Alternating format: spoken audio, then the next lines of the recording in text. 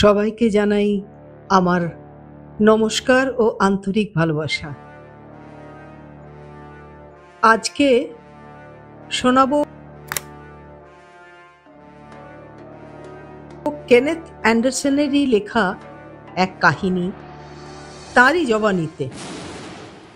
কাহিনীর নাম কেম্পেকারাইয়ের আক্রমণকারী।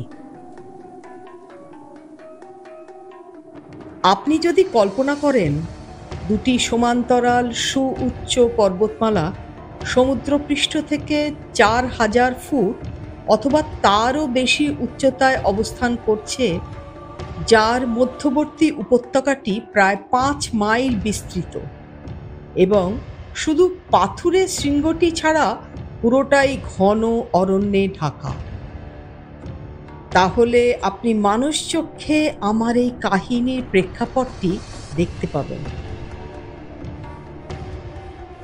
এই অঞ্চলটি দক্ষিণ ভারতের মাদ্রাজ প্রেসিডেন্সির অন্তর্গত উত্তর সালেম জেলায় অবস্থিত। এই পর্বতমালা দুটি উত্তর থেকে দক্ষিণে বিস্তৃত, যাদের মধ্যে আবার পূর্ব দিকের পর্বতমালাটি বেশ উঁচু হয়ে দক্ষিণ দিকে সর্বোচ্চ গুথেরায়ান শৃঙ্গে 4500 ফুট উচ্চতায় শেষ হয়েছে। এর ঢালে একটি ছোট্ট অথচ মনোরম বনবাংলো আছে, যার চারদিকের নৈসর্গিক সৌন্দর্য পৃথিবীতে খুব কমই দেখতে পাওয়া যায়। কেম্পেকারাই একটি ছোট্ট গ্রাম, যা পশ্চিমের পর্বতমালার নিচু ঢালে অবস্থিত। এর চারধারে রয়েছে কিছু চাষের জমি এবং তারপরেই শুরু হয়েছে ঘন বাঁশ বন, যাকে আড়াআড়িভাবে অতিক্রম করে একটি পার্বত্য ক্ষুদ্র নদী উপত্যকাটির মাঝামাঝি নেমে গেছে। এই উপত্যকাটিকে আমি মাকড়সা উপত্যকা নাম দিয়েছি, কারণ ওই পাহাড়ি নদীটির পাশ দিয়ে পায়ে হাঁটা পথটি জুড়ে বিশালাকৃত মাকড়সারা আড়াআড়িভাবে তাদের ফাঁদ বুনে থাকে। এই উপত্যকাটি দক্ষিণ দিকে চওড়া হয়ে একটি বড় উপত্যকায় মিশেছে, যার নাম মোরাপ্পুর উপত্যকা। এইখানে সেই ক্ষুদ্র পাহাড়ি নদীটি কাবেরী নদীর থেকে 10 মাইল দূরে সোপথি নামক স্থানে চিনান নদীর সঙ্গে শেষ পর্যন্ত এসে মিশেছে। আমি এই অঞ্চলটির এত বিস্তৃত ব্যাখ্যা দিচ্ছি এই কারণে, যাতে পাঠক সামান্য একটু কল্পনার সাহায্যে এই কাহিনীর চাঞ্চল্যকর ঘটনাবলী ঠিকমতো উপলব্ধি করতে পারেন এবং এর অফুরন্ত নৈসর্গিক সৌন্দর্য কিছুক্ষণ উপভোগ করতে পারেন। এখানে রয়েছে পচে যাওয়া লতাপাতার স্যাঁতস্যাঁতে গন্ধ, গভীর অরণ্য থেকে নেমে আসা গোধূলি, দূর থেকে ভেসে আসা শিকারের খোঁজে নরখাদক বাঘের চাপা গর্জন ও গোঙানি, যা সমস্ত অঞ্চলে একটি অপ্রাকৃত ও মৃত্যু সদৃশ্য নীরবতা এনে দেয়। এবং শেষ পর্যন্ত ঝোপে ঝাড়ে অস্পষ্ট খসখসানির শব্দ শোনা যেতে পারে, যা মানুষ খেকোটি আপনার উপস্থিতি টের পেয়ে চুপি সারে আপনাকে লক্ষ্য করতে করতে বুকে পায়ে হেঁটে আসার ফলে করে ফেলেছে। যাই হোক, এবারে আমার কাহিনী শুরু করা যাক। কেম্পেকারাইতে এখন একটা আতঙ্কগ্রস্ত অবস্থা চলছে, কারণ এখানে একটি মানুষখেকো বাঘের আবির্ভাব ঘটেছে, যে ইতিমধ্যেই তার পেট ভরানোর জন্য 3টি মানুষকে হত্যা করেছে। তার প্রথম শিকার হলো একজন পূজারী আদিবাসী। 1 মাস আগে সে 11 মাইল দূরে মুত্তুর থেকে কেম্পেকারাইয়ের পথে রওনা হয়েছিল, কিন্তু তার আর কোনো খোঁজ খবর পাওয়া যায়নি। এই অঞ্চলটি বুনো হাতিতে ভর্তি, কিন্তু তারা কচিত কদাচিৎ মানুষ মারে। কাজেই যখন পূজারীটি কেম্পকারাই গ্রামে পৌঁছালো না, তখন তার খোঁজে এক দল লোক মুত্তুরের দিকে রওনা দিল। হয়তো ওই লোকেরা থালার মতন আকারে হাতির পায়ের চিহ্ন অথবা দলামলা নরদেহ খুঁজে পাওয়ার আশা করছিল, কিন্তু তারা কিছুই পায়নি। কেম্পেকারাই থেকে 5 মাইল দূরে তারা একটি পুরুষ বাঘের পায়ের চিহ্ন দেখতে পেল, আর সঙ্গে দেখতে পেল পথের ধারে ইতস্তত ছড়ানো ছেটানো কিছু রক্তের দাগ। বৃদ্ধ মানুষটির লাঠি এবং ছেঁড়া কাপড় ছাড়া আর তারা কিছুই খুঁজে পায়নি।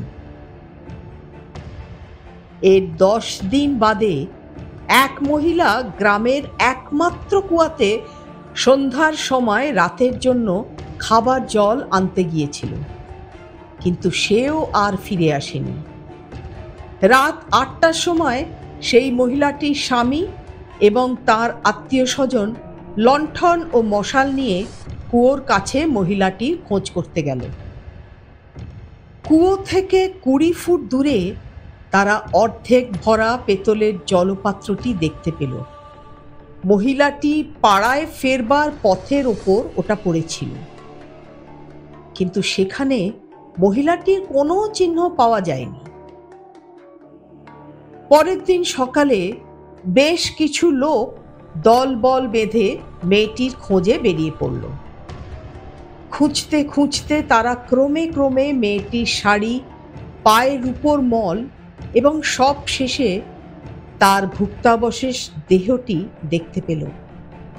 তার মাথাটা পড়েছিল একটা ঝোপের মধ্যে, হাত পা ইতস্তত ছড়ানো এবং দেহের বাকি অংশের মধ্যে শুধু তার চিবনো হাড়গুলি পড়েছিল। এইসব প্রমাণ করে যে বাঘটি সত্যিই খুব ক্ষুধার্ত ছিল এবং সে মেয়েটির মাংস তৃপ্তির সাথে উদরপূর্তি করেছে। এইভাবে কেটে গেল 1 মাস। কেম্পকারায়ের অবস্থা যেন এক অবরুদ্ধ দুর্গ। এখানে কেউই আসছে না বা কেউই এখান থেকে বাইরেও যাচ্ছে না। বাড়িগুলির সংলগ্ন উঠোন, এমনকি কিছু বাড়ির অভ্যন্তর স্থল পায়খানা ও প্রস্রাবের ফলে একেবারে দুর্গন্ধময় নরককুণ্ড হয়ে উঠল। কেই বা বাইরে গিয়ে প্রকৃতির ডাকে সাড়া দেবে? বাইরে যে ওত পেতে আছে সেই নরখাদকটি, কার এমন সাহস? ঘর থেকে প্রথমেই যে বেরোবে সেই তার পেটে যাবে। আর এই অবস্থায় রাত্রেবেলা আরো বিভৎস রূপ নিল। গরু, মোষ এবং তাদের পোষা কুকুর নিয়ে মানুষগুলো একই সঙ্গে সংকীর্ণ ঘরে কাঠের গুঁড়ি অথবা নদী থেকে তুলে আনা বড় বড় পাথরের চাই দিয়ে শক্ত করে দরজাটা বন্ধ করে এবং রাতের পর রাত সেভাবে কাটাতে লাগলো। দিনের পর দিন এই অবস্থা চলতে থাকায় কুঁড়ে ঘরগুলো আরো নোংরা হতে থাকলো এবং অত্যন্ত শোচনীয় পরিস্থিতিতে মানুষগুলো পড়ে গেল। কিন্তু সর্বোত্তম সতর্কতামূলক ব্যবস্থাও মাঝে মাঝে তার সফলতা পেতে ব্যর্থ হয়। যেমন এক্ষেত্রেও হলো, আমার পুরনো পূজারী বন্ধু বাইরার এক জামাই মারা, যার নাম, সে এই অত্যন্ত অস্বাস্থ্যকর জঘন্য অবস্থার মধ্যে জীবনযাপন করাটাকে ঘৃণা ভরে প্রত্যাখ্যান করল। সে তার স্ত্রীকে বলল, মানুষ খেগো বাঘ হোক বা অন্য কিছু হোক, সে এইভাবে বাড়ির ভেতরটা নোংরা করতে পারবে না। রাতের বেলা সে বাইরে গিয়ে প্রকৃতির ডাকে সাড়া দিয়ে আবার ফিরে আসত। কিন্তু এইভাবে একদিন এক রাত্রে একই উদ্দেশ্যে সে বাইরে গিয়ে আর ফিরল না। উদ্বেগে ঘরের মধ্যে অপেক্ষমান তার স্ত্রী একটা ভারী জিনিস পতনের চাপা শব্দ ও খড়খড়ে ঘড়ঘড়ানি ছাড়া কিছুই শুনতে পাইনি। প্রায় 15 মিনিট কেটে যাওয়ার পরে সে ভীত চকিত চিৎকার করে উঠল, কিন্তু কেউই তার সাহায্যে এগিয়ে আসেনি, কারণ কারো তা করার সাহসে কুলায়নি। বদ্ধ ঘরের অধিবাসীরা সাহায্যের জন্য তার ভয়ার্ত চিৎকার ঠিকই শুনতে পেয়েছিল। তারা জানতো সেই মুহূর্তে মারাকে সাহায্য করা কোনো মানুষের পক্ষেই সম্ভব নয়। মারা তো মারা গিয়েছে, কিন্তু তারা তো বেঁচে আছে। এমতো অবস্থায় বাইরে গিয়ে তার সঙ্গে আর মরবার কি দরকার? তাই তারা সারা রাত ধরে বিপন্ন মেয়েটির ভয়ার্থ আবেদনে সাড়া না দিয়ে বন্ধ ঘরে দরজার ভিতর কাটিয়ে দিল। পরদিন সকালে মারার দেহাবশিষ্ট খুঁজে বার করার জন্য কিছু লোক কাজ সারা গোছের একটা উদ্যোগ নিল। যদি বাঘটি নিঃশেষে মারার দেহটি খেয়ে ফেলত, তাহলে তারা কিছুই খুঁজে পেত না। দুঃসাহসী মানুষ খেকোটি গ্রামের মাত্র 200 গজ দূরে একটা ঝোপের মধ্যে মারাকে খেয়েছে। মারার দেহাবশেষ কুয়ো থেকে জল আনতে যাওয়া মেয়েটির দেহবশিষ্ট থেকে একটু বেশি পড়েছিল। হয়তো মারার মাংস একটু বেশি শক্ত, অথবা বাঘটি তেমন ক্ষুধার্ত ছিল না। সঠিক কারণ কেউই ঠিক বলতে পারে না। অন্তত তার মাথা এবং দেহকাণ্ড বিচ্ছিন্ন হয়নি। তার জামাইয়ের এই দুর্ভোগের কারণে আমার পুরনো বন্ধু বাইরা, যে সেই সময় ওই গ্রামেই ছিল, পরদিনই বিপদসংকুল কষ্টসাধ্য পথে সে একাই 18 মাইল দূরে পেন্না গ্রামে এসে পৌঁছল। কেউই তার সঙ্গী হতে চায়নি, এবং সারা পথ সে বাঘের দেখা বা কোনো সাড়া শব্দও শুনতে পায়নি। পেন্না গ্রামে সে তার বহু পরিচিত রঙ্গকে খুঁজে বার করল এবং দুজনে মিলে বাসে করে ব্যাঙ্গালোর এলো। রাত 9টার সময় আমার নাম ধরে সামনের দরজায় বাইরে কারা ডাকতে লাগলো। আমি দরজা খুলে আমার জঙ্গলের পুরনো বন্ধুদের আবার একবার দেখতে পেয়ে যুগপৎ খুব আশ্চর্য এবং আনন্দিতও হলাম।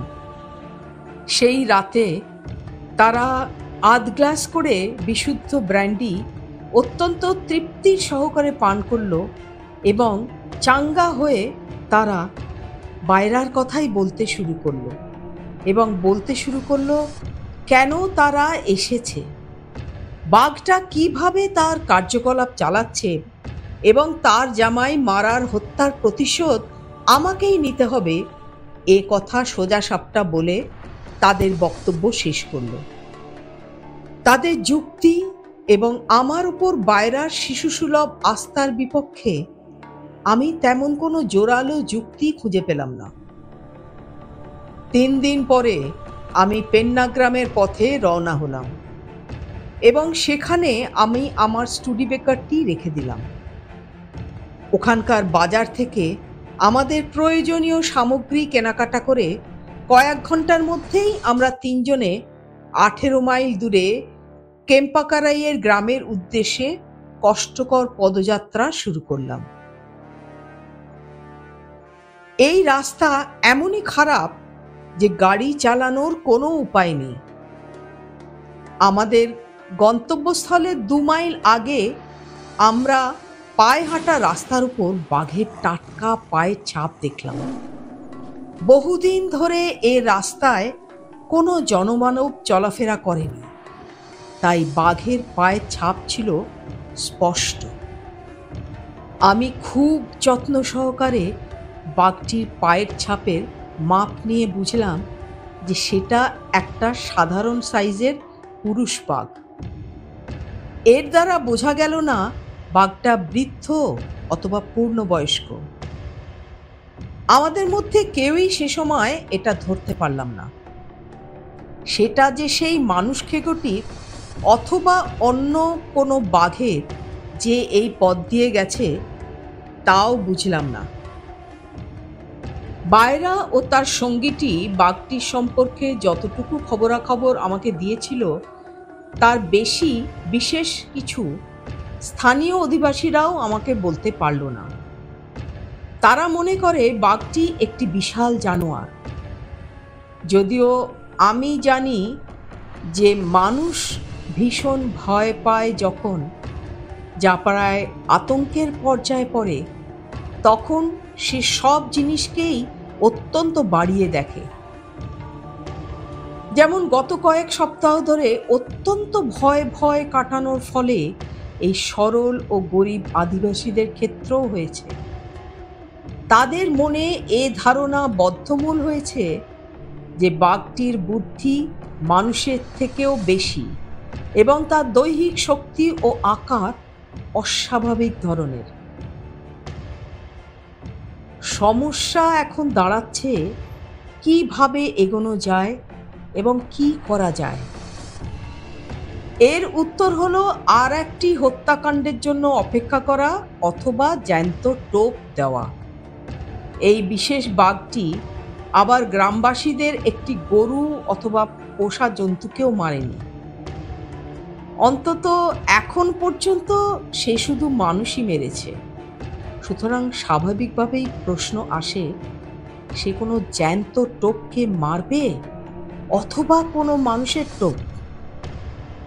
যার একমাত্র উত্তর হলো মানুষের টোপ, এবং সেক্ষেত্রে আমি ছাড়া আর কেউই তা হতে পারে না। যা আমি হতেই চাই না, শুধু তাই নয়, ভাবতেও চাই না।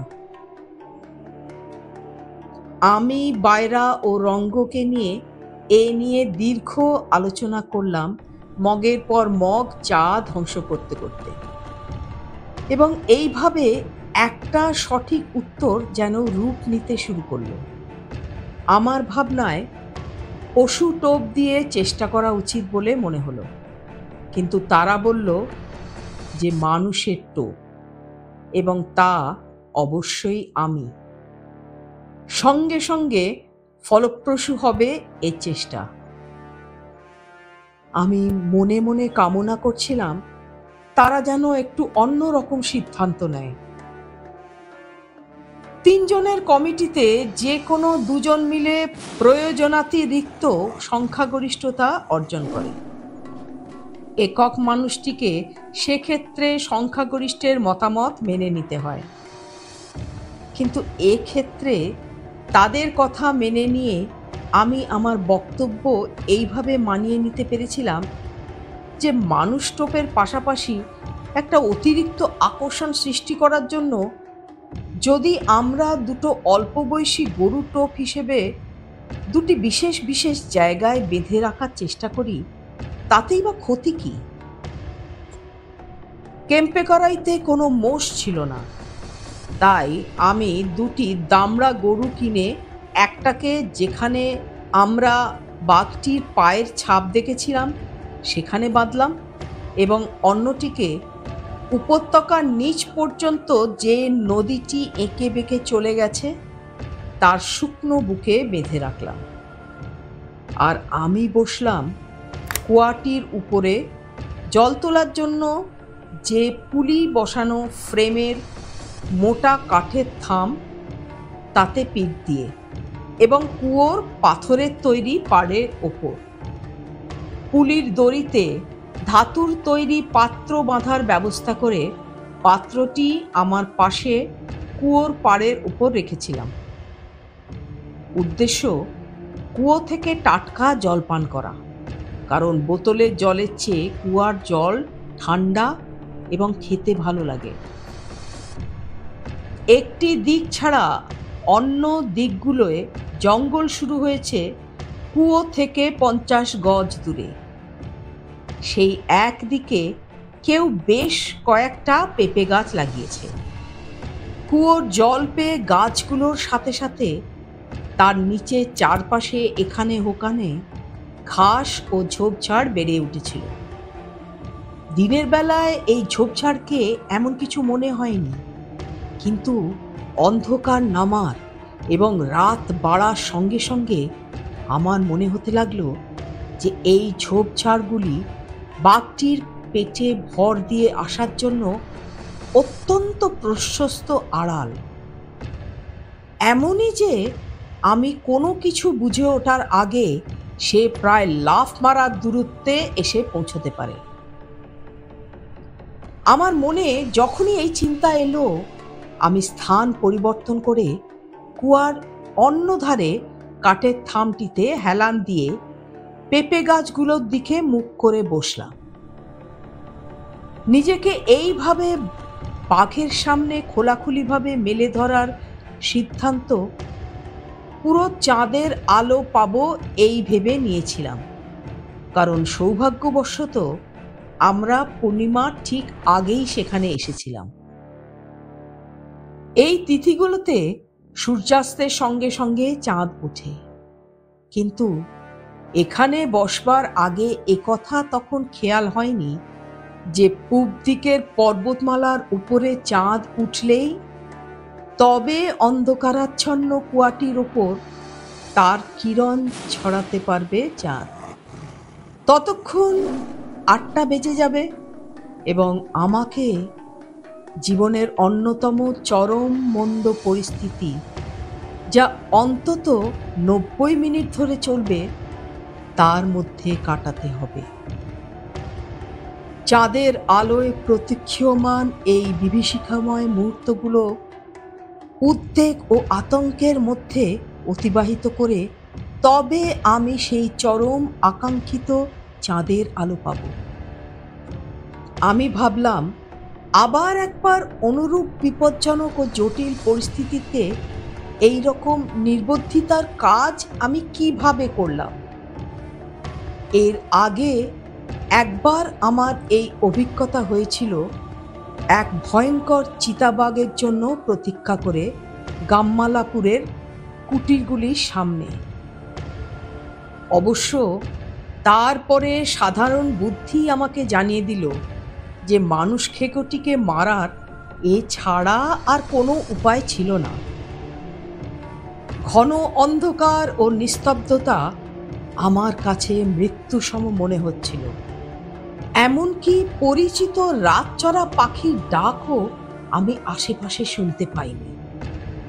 কয়েকটি বাদুড় উত্তপ্ত দিনটি শেষে তাদের তৃষ্ণা মেটানোর জন্য উড়ে উড়ে স্বচ্ছ ঠান্ডা জলের উপর ছোঁ মেরে জল চেটে নিচ্ছিল। পেঁপে গাছগুলো যেদিকে ছিল শুধু সেই দিকটাই নয়, সব দিকে অন্ধকারের মধ্যে কিছু দেখার চেষ্টা করার ফলে আমার চোখ টনটন করতে লাগলো। কল্পনায় দেখতে লাগলাম আমার দৃষ্টির পরিধির বাইরে মানুষ খেকোটি চুপি সাড়ে ধীরে ধীরে গুঁড়ি মেরে আমার দিকে এগোচ্ছে।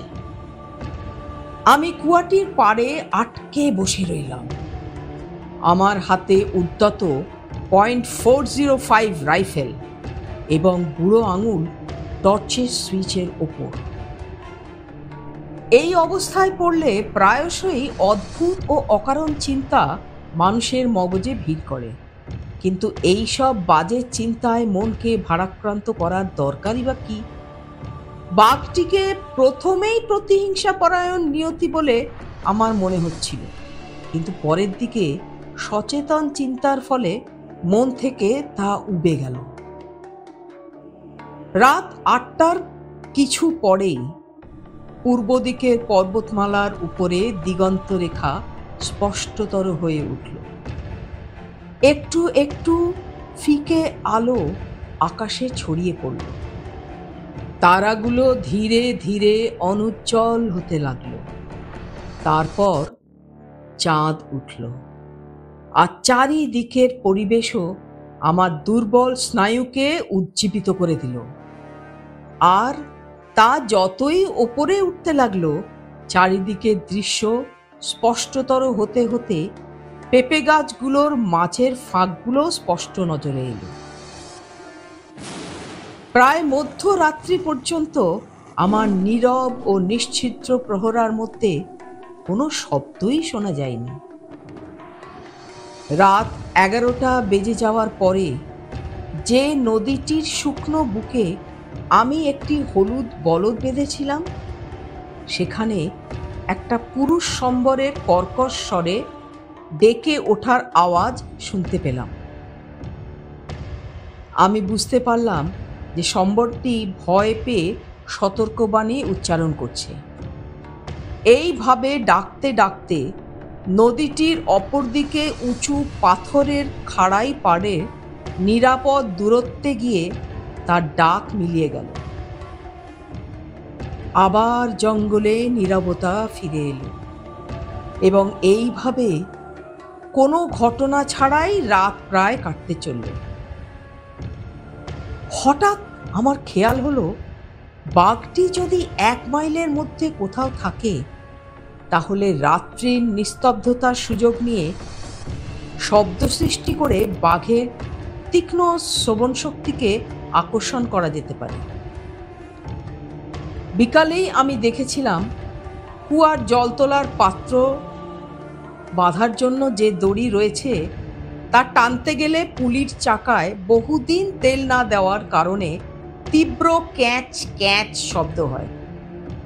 বোধহয় এই শব্দ বাঘটি শুনতে পাবে এবং কুয়োর কাছে জল তুলতে থাকা আর একটি শিকার পাওয়ার আশায় সে আসবে।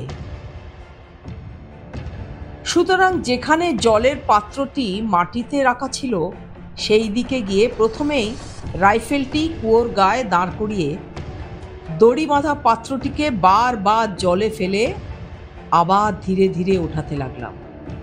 রাত্রির নীরবতা ভেঙে পুলিটি থেকে জোর শব্দ উঠতে লাগলো এবং এইভাবে প্রায় 1 ঘন্টা ধরে চালালাম। এটা বন্ধ করে মাঝে মাঝে আমার চারদিকে, বিশেষ করে ঝোপঝাড়ময় অন্ধকার জায়গার দিকে খুব সতর্কতার সাথে নজর দিতে ভুলিনি। কিন্তু কোনো নড়াচড়াই নজরে পড়ে এবং হাওয়া একেবারে না থাকায় গাছের পাতাও নড়ছিল না। এমনকি পেঁপে গাছগুলোর নিচে পাতা ও জঙ্গলের মধ্যে কোনো ইঁদুরের নড়াচড়ার শব্দও শোনা যায়নি। নিরাপদ রুদ্ধদ্বার কুটিরের বাসিন্দারা ছাড়া কার্যত সেই পারিপার্শ্বিকে আমি ছিলাম একমাত্র জীবিত প্রাণী। রাত 3টের পর চাঁদ ঢলতে ঢলতে পশ্চিম দিকে পর্বতমালার উপর অদৃশ্য হলো এবং সন্ধ্যার সময় যে অবস্থা ছিল, তারই অনুরূপ পরিস্থিতি সৃষ্টি হলো। ধীরে ধীরে অন্ধকার গাঢ় হতে লাগলো এবং চাঁদ ডুবে যাওয়ার পরে তারারা আবার তাদের পূর্ব দীপ্তি ফিরে পেয়ে মাথার উপর মিটমিট করে জ্বলতে লাগলো। সেই আলোয় আমার চারদিকে কয়েক গজ মাত্র নজর করতে পারলাম।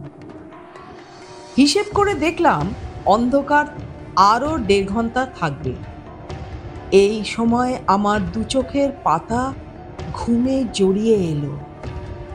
এতদূর সত্ত্বেও এখন আমার পাহারাকে দ্বিগুণ সতর্ক নিয়ে করতে হবে, কারণ আমি তো এতক্ষণ ধরে বাঘটাকে আকৃষ্ট করার চেষ্টাই করছিলাম। সে যখন এতক্ষণ এদিকে এগোয়নি, এখন তার এদিকে আসার সম্ভাবনাটা স্বাভাবিক। উপরন্তু হঠাৎ আক্রমণ করার সমস্ত উপাদান এখন তার অনুকূলে চলে গেছে, কারণ পেঁপে গাছগুলোকে আর দেখা যাচ্ছিল না। যদিও আমার দৃষ্টিপথে অন্য ছায়াগুলো আরো গভীর ঠেকছিল। আমি বুঝতে পারলাম, মানুষ খেগোটি যদি আক্রমণ করতে চায়, তাহলে আমার কিছুই করার নেই, যেহেতু পরিস্থিতি তার সম্পূর্ণ নিয়ন্ত্রণাধীন। যদি সে আক্রমণের পূর্ব মুহূর্তে গর্জন করে, তাহলে আমি অন্তত সরাসরি একবার কাছ থেকে গুলি করতে পারব।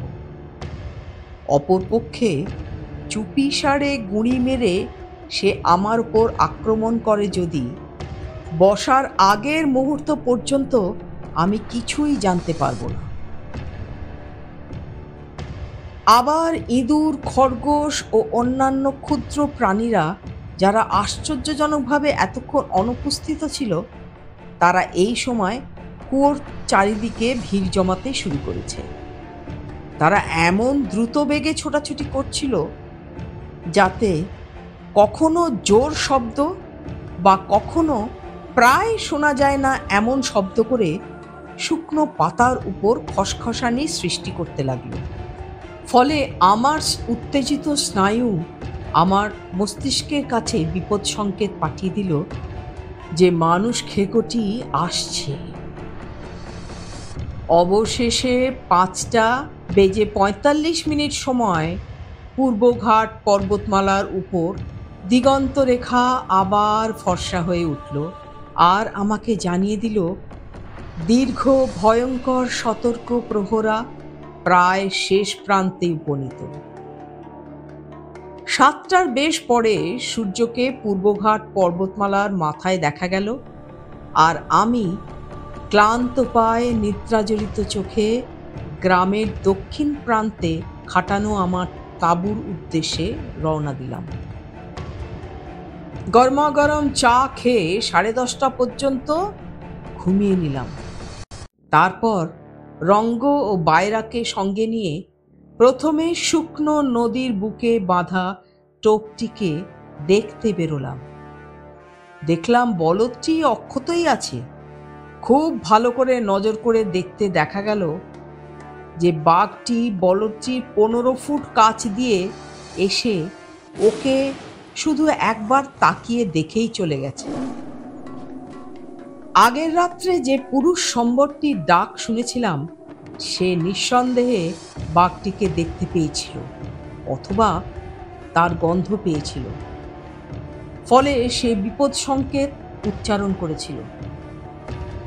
বাঘটির পায়ের ছাপ স্পষ্টভাবে শুকনো নরম বালির উপর ফুটে উঠেছিল, কিন্তু পশ্চিম দিকের পর্বতমালা থেকে আসার সময় শক্ত মাটির উপর যে বাঘটির পায়ের ছাপ আমরা দেখেছিলাম তা একই বাঘের কিনা বোঝা গেল না, কারণ এক্ষেত্রে যেমন নরম বালিতে পায়ের ছাপ পড়ার ফলে স্বাভাবিকভাবেই তা যতটুকু বড় হয়ে দেখা দিয়েছে, আগের দেখা বাঘের পায়ের ছাপটি শুকনো শক্ত মাটির উপর পড়েছিল বলে তার পরিধি ততটা বিস্তৃত হতে পারেনি। তা সত্ত্বেও আমার মনে এতটুকু সন্দেহ ছিল না যে এই বাঘটি অবশ্যই মানুষ খেকো, কারণ সাধারণ বাঘ একটা অরক্ষিত জীবন্ত লোভনীয় টোপকে কিছুতেই ছেড়ে দিত না। এরপর আমরা দ্বিতীয় টোপটি দেখতে গেলাম। সেখানে আমাদের চমকে দেবার মতন একটা ঘটনা ঘটে গেছে। টোপটিকে বাঘ মেরেছে। বাঘটির পায়ের ছাপ গতকাল এই পায়ে চলা রাস্তার উপর অতি যত্ন সহকারে মাপ নেওয়া পায়ের ছাপের সাথে হুবহু মিলে গেল। এখন প্রশ্ন হলো, সংলগ্ন অঞ্চলে তাহলে কি দুটি বাঘ আছে, অথবা দ্বিতীয় টোপটিকে মানুষ খেকোটি কি মেরেছে? যদি দ্বিতীয় ধারণাটি সত্যি হয় এবং যদি এ অঞ্চলে একটি বাঘ থাকে এবং তা সে মানুষ খেকোটি হয়, তাহলে সে কেন শুকনো নদীর বুকে বাঁধা টোপটি না মেরে শুধু দেখেই চলে গিয়েছে এবং অন্য টোপটিকে মেরেছে? আমার নিশ্চিত অভিমত হলো এই অঞ্চলে দুটি বাঘ আছে এবং প্রথম টোপটিকে কিছু না বলে যে বাঘটি চলে গেছে সেই হচ্ছে মানুষ খেকোটি। রঙ্গ আমার সাথে একমত হলো, কিন্তু বায়রা দুটোর কোনোটারই সাথে একমত হলো না। তার ধারণা হলো যে এই অঞ্চলে একটি মাত্র বাঘ আছে এবং তা সে মানুষ খেকোটি, প্রথম বলদটির রং সাদা ছিল বলে তাকে মারেনি, দ্বিতীয়টিকে সে মেরেছে কারণ তার রং ছিল কালচে। জীবন্ত টোপের রঙের ব্যাপারে আমি খুব খোলা মনে বিচার করি। আমার নিজের অভিজ্ঞতায় আমি দেখেছি বাঘের কাছে টোপের রং কোনো ধর্তব্যের বিষয়ই নয়। সে আপনার দেওয়া টোপ খাবে যদি অন্যান্য বিশেষ বিষয়গুলো উপস্থিত থাকে। যেমন প্রথমত যদি সে ক্ষুধার্ত হয়, কারণ বাঘ উচিত কদাচিৎ প্রয়োজনের অতিরিক্ত বা নির্বিচারে উদ্দেশ্যবিহীনভাবে হত্যা করে, উপরন্তু তাকে কোনো প্রকার ফাঁদে ফেলা হচ্ছে এমন সন্দেহ যেন তার মনে না আসে। তাই যদি কোনো টোপের গলায় দড়ি বাঁধা থাকে তাহলে তাকে বাঘ না মারার সম্ভাবনাই খুব বেশি থাকে।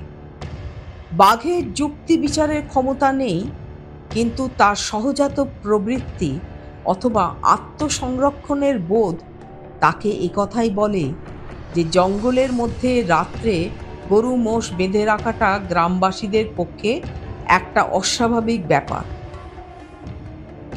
এখন আমাদের কাছে একটা বিষয় পরিষ্কার যে আধ খাওয়া মেটে রঙের গরুটির কাছে গাছের ওপর একটা মাচান বাঁধতে হবে।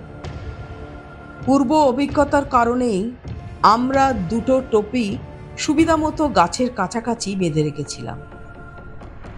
তাই যখন আমি আমার তাঁবুতে আরও একটু ঘুমিয়ে নেওয়ার জন্য ফিরে গেলাম, সেই অবসরে মাচান তৈরিতে সুদক্ষ রঙ্গ ও বায়রা যে মোটা কাপড়ের তৈরি ফোল্ডিং চেয়ার আমি গাড়িতে করে এনেছিলাম তা গাছের ডালে ঝুলিয়ে ভালোভাবে মাচান তৈরি করে ফেলল। চারপাই বা খাটিয়ার পরেই এই ফোল্ডিং চেয়ার মাচান অত্যন্ত সুবিধাজনক। যদিও চারপাইয়ের মতন বেশি জায়গা এতে থাকে না বা এতটা আরামদায়কও নয়, কিন্তু এর একটা বাড়তি সুবিধে হলো একে খুব সহজেই খুলে ভাঁজ করে ফেলা যায়। বিকেল 5টার সময় সারা রাত পাহারা দেওয়ার জন্য তৈরি হয়ে আমি মাচানে বসলাম। কেম্পেকারাইয়ের গ্রামের পশ্চিম দিকে পর্বতমালার উপরে এই স্থানটি অবস্থিত হওয়ায় গতকাল রাত্রে যে সময় চাঁদের আলো এসে পড়েছিল তার অনেক আগেই চাঁদের আলো পেয়ে গেলাম। অর্থাৎ সূর্যাস্তের কিছুক্ষণ বাদেই পূব দিকের পাহাড়ের উপর চাঁদ উঠল ও চারদিক আমি ভালোভাবে দেখতে পেলাম। রাত 8টা পর্যন্ত কিছুই ঘটেনি। হঠাৎ আমি বুঝতে পারলাম যে বাঘটা আমার ঠিক নিচেই দাঁড়িয়ে আছে। কি করে অথবা কোন দিক দিয়ে যে সে এখানে এলো তা একেবারেই বুঝতে পারিনি। নিশ্চয়ই রাস্তাটা দিয়ে সে আসেনি, কারণ তাহলে সেই চাঁদের আলোয় আমি তাকে নিশ্চয়ই দেখতে পেতাম। যে গাছে আমি বসেছিলাম তার গুঁড়িতেই বাঘটি যখন তার গা ঘষছিল তখন একটি অতি ক্ষীণ আওয়াজের সৃষ্টি হওয়ায় আমি জানতে পারলাম যে বাঘটি গাছের নিচে রয়েছে, এবং তা করতে গিয়ে সে ওপরের দিকে তাকাতেই আমার উপস্থিতি টের পেয়ে গেল। এরপর অতি দ্রুত ঘটনা ঘটে গেল। দাঁত খিচিয়ে দ্রুত তর্জন গর্জন করে সে তার সামনে দুটো থাবা দিয়ে গাছে ওঠার চেষ্টা করল। সৌভাগ্যবশত আমরা যে গাছটি বেছে নিয়েছিলাম তার গুঁড়ি ছিল বেশ খাড়া এবং প্রথম শাখাটি মাটি থেকে প্রায় 15 ফুট উঁচুতে, যেখানে আমি চেয়ারে মাচানে বসেছিলাম। আমি সঙ্গে সঙ্গে বুঝে গেলাম এটি মানুষ খেকোটি, কারণ সাধারণ বাঘ হলে মানুষ তার উপর গাছে রয়েছে দেখতে পেলে সে দৌড় লাগাত। সহজাত প্রতিক্রিয়ায় আমার পা দুটো যথাসম্ভব ওপর দিকে তুলে নিলাম এবং বাঘটাকে গুলি করার উদ্দেশ্যে বাঁদিকে ঝুঁকলাম। দুর্ভাগ্যবশত আমি উল্টো দিকে ঝুঁকেছিলাম কারণ বাঘটি আমার ডান দিকে গাছের গুঁড়ি বেয়ে ওপরে ওঠার চেষ্টা করছিল। আমি চটপট নিজেকে শুধরে নিলাম, কিন্তু এখন আমার বাঁদিকে রাইফেলটি ধরতে হলো। এই ঘটনা শুনতে আপনাদের যত সময় লেগেছে, ঘটনা প্রবাহ সে রাত্রে তার থেকে অনেক দ্রুত তালে ঘটে গেল। আগেই বলেছি, আমি মাটির থেকে প্রায় 15 ফুট ওপরে মাচানে বসেছিলাম। একটা সাধারণ আকৃতির বাঘ লেজের ডগা থেকে নাক অবধি 9 ফুট পর্যন্ত হয়ে থাকে। লেজের অংশটা বাদ দিয়ে যদি তার জায়গায় পেছনের পায়ের হিসেব ধরি, তাহলে সাধারণ আকৃতির বাঘ, তা সে মানুষ খেকো অথবা সাধারণ বাঘই হোক, পেছনের পায়ে দাঁড়িয়ে সামনে 2 পা যদি ওপর দিকে বাড়ায়, তাহলে তার উচ্চতা 8 ফুট পর্যন্ত দাঁড়ায়। তাহলে 15 ফুট থেকে 8 ফুট বাদ দিলে দাঁড়ায় 7 ফুট। আর সে রাত্রে সেই মানুষ খেকোটি গাছের গুঁড়ি বেয়ে বাকি 7 ফুট উঠতে সমর্থ হয়েছিল। একটা থাবা বাড়িয়ে সে আমায় ধরার চেষ্টা করেছিল, ফলে তার ধারালো নখ ক্যাম্পের চেয়ারের ক্যানভাসের কাপড় ভেদ করে এমনকি ঘটনাক্রমে আমার প্যান্টের কাপড় আংশিকভাবে ছিঁড়ে দিয়েছিল। আর তা করতে গিয়ে ভারসাম্য বজায় রাখতে না পেরে ধূপ করে মাটিতে পড়ে গেল। শরীরের অর্ধেক অংশ চেয়ারের বাইরে এনে আমি আমার পেছনের দিকটা বাঁচানোর চেষ্টা করলাম। আমার ভাগ্য ভালো যে আমার হাত থেকে রাইফেল পড়ে যায়নি বা বাঘটির পিছু পিছু আমিও পড়ে যাইনি। মানুষ খেগো বাঘ বা চিতাবাঘের ব্যাপারে একটি আশ্চর্য সত্য এই যে তারা মানুষকে আক্রমণ করে এবং হত্যা করে খেয়ে ফেলে, কিন্তু তারা খুবই ভীতু প্রকৃতির হয়। প্রায় সমস্ত ক্ষেত্রে দেখা গেছে যাকে আক্রমণ করছে সে কিছু বোঝার আগেই তারা পেছন দিক থেকে আক্রমণ করে বসে। মানুষ খেগোরা সামনাসামনি আক্রমণ করেছে বা কোনো মানুষ তাকে মুখোমুখি দেখেছে আর তারা তাকে আক্রমণ করেছে, এমন ঘটনা প্রকৃতপক্ষে খুবই বিরল। এখন সে রাত্রে মানুষ খেকোটি যখন মাটিতে পড়ে গেল, তখন বুঝতে পেরেছিল যে তার উপস্থিতি আর গোপন নেই। তাই গাছ থেকে নিচে পড়ার সঙ্গে সঙ্গে গর্জন করে এক লাফে ল্যান্টানার ঝোপে অদৃশ্য হয়ে গেল। আমার কোন সৌভাগ্যের জোরে মানুষ খেকোটি এমন করলো আমি তা বলতে পারবো না, কারণ যদিও আমি তার উপস্থিতি টের পেয়ে তার জন্য প্রস্তুত ছিলাম, চেয়ার থেকে আমার ঠিক নিচে সেই কঠিন কোণ থেকে গুলি করতে গিয়ে আমি সহজেই ভারসাম্য হারিয়ে নিচে পড়ে যেতে পারতাম, অথবা আমার হাত থেকে রাইফেল ফসকে পড়ে যেতে পারত। সে যাই হোক, যেমন অপ্রত্যাশিতভাবে এবং হঠাৎ সে এসেছিল, তেমনিভাবে চোখের পলকে পালিয়ে গেল। আমার উপস্থিতি যখন সে আবিষ্কার করে ফেলেছে, তখন আর চুপচাপ বা স্থির হয়ে বসে থাকার কোনো মানেই হয় না। এখন সে কোনো ক্ষতি করতে পেরেছে কিনা তা খুঁটিয়ে দেখতে গিয়ে আবিষ্কার করলাম যে চেয়ারের কাপড়ে নখ দিয়ে ছেঁড়া 5 ইঞ্চির মতো লম্বা 3টে জায়গা,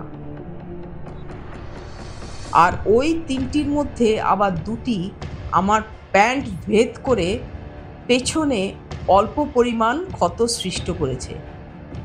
যেখানে সে আঁচড়ে দিয়েছিল সেখানটায় জ্বালা করতে লাগলো। সমস্ত মাংসাশী প্রাণীদের থাবায় বিষাক্ত জীবাণুতে ভরা, কেননা শিকারের মাংস খেতে গিয়ে তাদের নখে যে পচা মাংস আটকে থাকে তা বিষাক্ত জীবাণুর জন্ম দেয়, এবং এক্ষেত্রেও তার কোনো ব্যতিক্রম হবে না, কারণ এই বাঘটির থাবায় পচা নরমাংস লেগে থাকবে।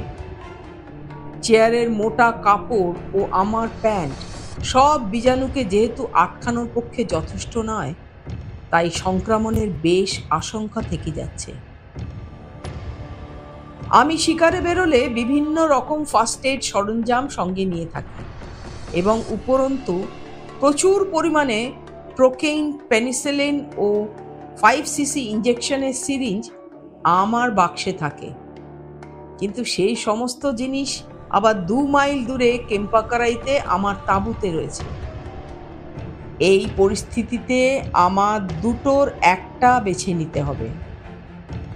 হয় এখনই ফিরে গিয়ে চিকিৎসার ব্যবস্থা করা, অথবা ভোর পর্যন্ত মাচানে থাকা।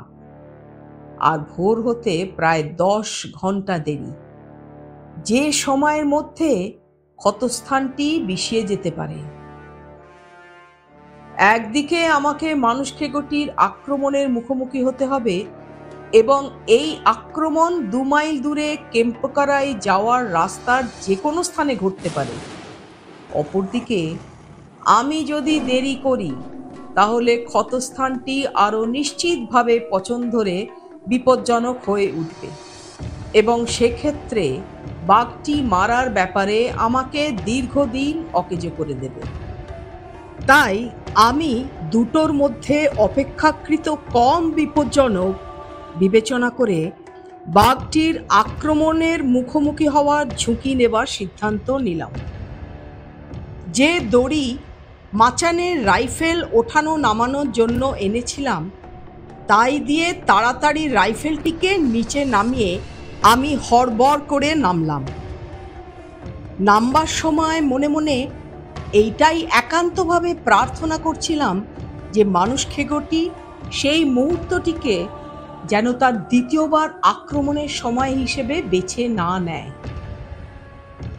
নিচে নেমেই আমি গাছের গুঁড়িতে পিঠ ঠেকিয়ে দাঁড়িয়ে রাইফেলটি থেকে দড়ি খুলে ফেললাম। চারিদিকে কবরখানার নিস্তব্ধতা বিরাজ করছিল এবং জঙ্গলের কোনো খান থেকে কোনো শব্দই আসেনি যার দ্বারা মানুষখেকোটির আক্রমণের হদিশ আমি পেতে পারি। খুব সম্ভবত সে হয়তো 10 মাইল দূরে চলে গেছে, অথবা সবচেয়ে কাছের ঝোপটির আড়ালে রয়েছে। চারিদিকে ঝলমলে চাঁদের কিরণে যেন এক স্বর্গীয় ঔজ্জ্বল্য বনভূমিকে আলোয় ধুইয়ে দিচ্ছিল। ফলে রাত্রের বাতাসে আন্দোলিত প্রতিটি পাতা ও ঘাস স্পষ্টভাবে দেখা যাচ্ছিল এবং মৃদুমন্দ বাতাসে রাতের বনফুলের মিষ্টি গন্ধ বয়ে আনছিল। আবার মাঝে মাঝে দমকা হাওয়া অসংখ্য বন পাদপের মাঝখান দিয়ে প্রবাহিত হচ্ছিল। কিছুক্ষণ পরেই 2 মাইল দূরে কেম্পকারাইয়ের উদ্দেশ্যে হাঁটা শুরু করলাম। এখন এই পায়ে চলা রাস্তা কোথাও 10 ফুট পর্যন্ত চওড়া, কোথাও বা মাত্র 3 ফুট। যে ধরনের মাটি ও যেভাবে গাছপালা জন্মেছে তার উপর এই রাস্তাটির বিস্তৃতি নির্ভর করছিল। কোথাও কোথাও এর দুদিকে লম্বা লম্বা ঘাস গজিয়েছে, আবার কোথাও শুধুই ল্যান্টানার ঝোপ। আবার এই রাস্তা দিয়ে যেতে গেলে কয়েকটি ছোট নদী পেরোতে হয়, যার দুদিকে ঘন বাঁশ ঝাড়, যা বাতাসে হেলে দুলে ক্যাচ ক্যাচ আওয়াজ করছিল। আর ঘন সন্নিবদ্ধ পাতাগুলি চাঁদের আলোকে ঢেকে দিয়ে বিচিত্র এক ভুতুড়ে ছায়া মাটির উপর তৈরি করে দিচ্ছিল। এই রকম এক পরিস্থিতিতে আপনার হৃদযন্ত্র বুকের মধ্যে দুম দুম শব্দ করে উঠবে, যা আপনি প্রায় শুনতে পাবেন। মনে হবে যেন হৃদযন্ত্রটি বুকের খাঁচা থেকে লাফিয়ে বেরিয়ে আসতে চাইছে। আপনার স্নায়ু প্রচণ্ড উত্তেজিত হয়ে যেন ভেঙে পড়ার মুখে। আর যে কোনো একটি অস্পষ্ট খসখসানির আওয়াজকে মানুষখেকোটির আক্রমণের পূর্বাভাস বলে মনে হবে। দৌড় লাগানো না হোক, তাড়াতাড়ি পা চালানোর একটা ঝোঁক আপনার মধ্যে সৃষ্টি হবেই। আপনার উত্তেজিত স্নায়ু সব দিকে কড়া নজর রাখার জন্য আপনাকে নির্দেশ দেবে, কারণ যে কোনো মুহূর্তে মানুষখেকোটি যে কোনো দিক থেকে বা পিছন দিক থেকে আক্রমণ করতে পারে। এই সমস্ত স্নায়বিক উত্তেজনাকে আপনার বশে আনতেই হবে, কারণ না হলে আপনি যদি উত্তেজনার শিকার হয়ে যান তাহলে আতঙ্ক আপনাকে গ্রাস করবে, আর আতঙ্কগ্রস্ত হলে আপনি উপস্থিত বুদ্ধি হারাবেন, যা শেষ পর্যন্ত অবশ্যই পরিণতিতে আপনার ধ্বংস ডেকে আনবে। একটি বিষয় আপনাকে নিশ্চিত হতে হবে যে বাঘটি আপনার সামনের দিকে নেই, অর্থাৎ আপনি কাছাকাছি এলে আপনাকে আক্রমণ করার জন্য ওত পেতে নেই। পিছন দিক থেকে আক্রমণ করতে গেলে সামনের দিকে জোরে জোরে পা ফেলে চলা আপনাকে ধরতে তাকে ঝোপের শব্দ করতেই হবে। যে জন্তুটিকে আপনি গুলি করলেন সে যদি আহত হয় তাহলে আক্রমণ করার প্রাক মুহূর্তে সে গর্জন করে উঠবে, আর তা সম্ভবত এমনই ভয়ঙ্কর উফ করে আওয়াজ করে যা মাটি কার্যত কেঁপে উঠবে, আর আপনার সমস্ত মানসিক বলও কেড়ে নেবে। আবার সে যদি আহত না হয়ে থাকে এবং মানুষ খেকোই হয় তাহলে একেবারে কোনো শব্দ না করেই চোখের পলকে আপনার উপর এসে পড়বে। কেম্পোকারাই থেকে সিকিমাইলও হবে না এমন একটা জায়গায় রাস্তার দুপাশে বেশ কিছু পাথরের চাঁই রয়েছে। গ্রামে ফেরার পথে এটাই সবচেয়ে বিপজ্জনক জায়গা, কারণ বাঘটা যে কোনো একটা পাথরের চাঁইয়ের আড়ালে আত্মগোপন করে থাকতে পারে। যাই হোক, গাছ থেকে নিচে পড়ে সে যখন উল্টো পথে দৌড়ে পালিয়ে গেছে তখন এত তাড়াতাড়ি এ পথে ফিরবে না। এই মানসিক দৃঢ়তায় আমি পাথরগুলোর কাছে এসে পড়লাম এবং অনতিবিলম্বে কেম্পোকারাইতে আমার তাঁবুতে পৌঁছে গেলাম। রঙ্গ ও বায়রা জেগেই ছিল। আমি যখনই শিকারে একা বেরোই তখন তারা জেগেই থাকে, কারণ যে কোনো মুহূর্তে তাদের আমার দরকার হতে পারে। তাদের আগুন জ্বেলে জল গরম করতে বলে আমার জন্য তৈরি কফি খেয়ে আমি আমার ইঞ্জেকশনের সিরিঞ্জ ও ছুঁচ বার করে সেই গরম জলে শোধন করে নিলাম। তারপর 8 লক্ষ ইউনিটের 2টো প্রোকিন পেনিসিলিন একসাথে মিশিয়ে নিজেই ইঞ্জেকশন নিলাম। রঙ্গ ও বায়রাকে দিয়ে ক্ষতস্থানটি অবশিষ্ট গরম জলে পটাশিয়াম পারম্যাঙ্গানেটের কড়া সলিউশনে পরিষ্কার করে সালফেনোমাইড মলম লাগিয়ে দিয়ে ক্ষতস্থানটির উপর তুলো বসিয়ে দিলাম। জায়গাটি এমন যে ওখানে ব্যান্ডেজ অথবা প্লাস্টার লাগানো যাবে না। সেই অবস্থায় আমি এই আশা নিয়ে ঘুমোতে গেলাম যে ক্ষতস্থানটির অবস্থার অবনতি হবে না। নিদ্রাহীন পর পর কয়েকটি রাত কাটানোর ফলে আমি খুবই ক্লান্ত হয়ে পড়েছিলাম, আর তাই পরদিন সকালে আমার যখন ঘুম ভাঙল তখন প্রায় 9টা বাজে। জঙ্গলে ঘুম ভাঙার ক্ষেত্রে এটা খুবই দেরি বলে ভাবতে হবে এবং আপনাকে খুবই ভোরে অর্থাৎ সূর্যোদয়ের আগেই উঠতে হবে এবং বেরিয়ে পড়তে হবে।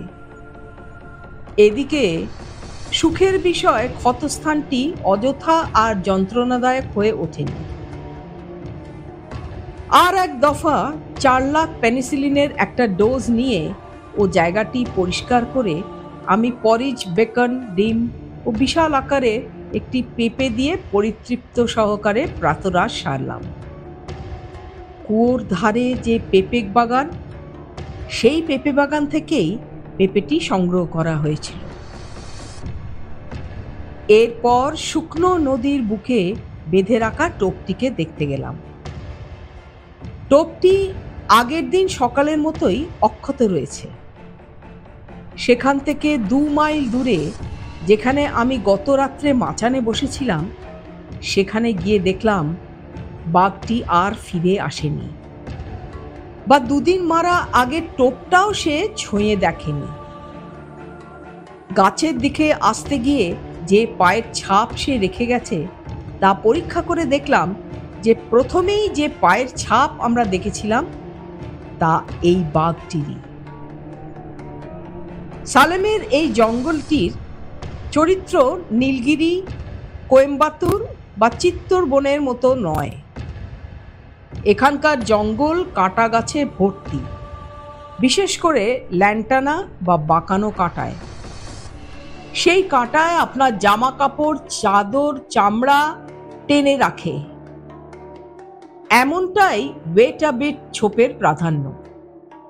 এরই মাঝে উপত্যকায় এবং নদীর পাড়ে সন্নিবদ্ধ বাঁশের ঝাড়। ফলে চলাফেরা অসম্ভব না হলেও বলা যায় তাতে লাভও নেই, কারণ আপনি শব্দ না করে এগোতেই পারবেন না। সাপদ প্রাণীরা খুবই নীরবে ও সন্তর্পণে চলাফেরা করে। শিকার ধরার ক্ষেত্রে তার সাফল্য নির্ভর করে তাদের সহজাত প্রতিবর্ত ক্রিয়ার ওপর। সে দেখে নেয় যেখানে সে সামনের পা ফেলতে যাচ্ছে তাতে যেন কোনো শব্দ না হয়, এবং এর পরেই সামনের দিকে এগিয়ে চলতে গিয়ে যেখানে সে সামনের পাটা ফেলেছিল ঠিক সেই জায়গাটিতে পড়ে তার পেছনের পা। শিকারী মানুষদেরও অবশ্যই খুবই সন্তর্পণে চলাফেরা করতে হবে, এবং যেখানে সে পা ফেলবে তা যেন ভালো করে নিরীক্ষণ করে তবেই সে পদক্ষেপ করে, কারণ একটি ক্ষুদ্রাতি ক্ষুদ্র শুকনো পাতার উপর পা পড়লেও তা থেকে মচমচ শব্দ হবে। শুকনো ডাল মট করে শব্দ করে ভেঙে যাবে। সেই ওয়েট আ বিট কাঁটাকেও সযত্নে এড়িয়ে চলতে হবে, কারণ এর বাঁকা কাঁটার একটি যদি আপনার পোশাকে কোনো জায়গায় আটকে যায় তাহলে তা আপনার অগ্রগতিকে রুদ্ধ করে দিতে পারে।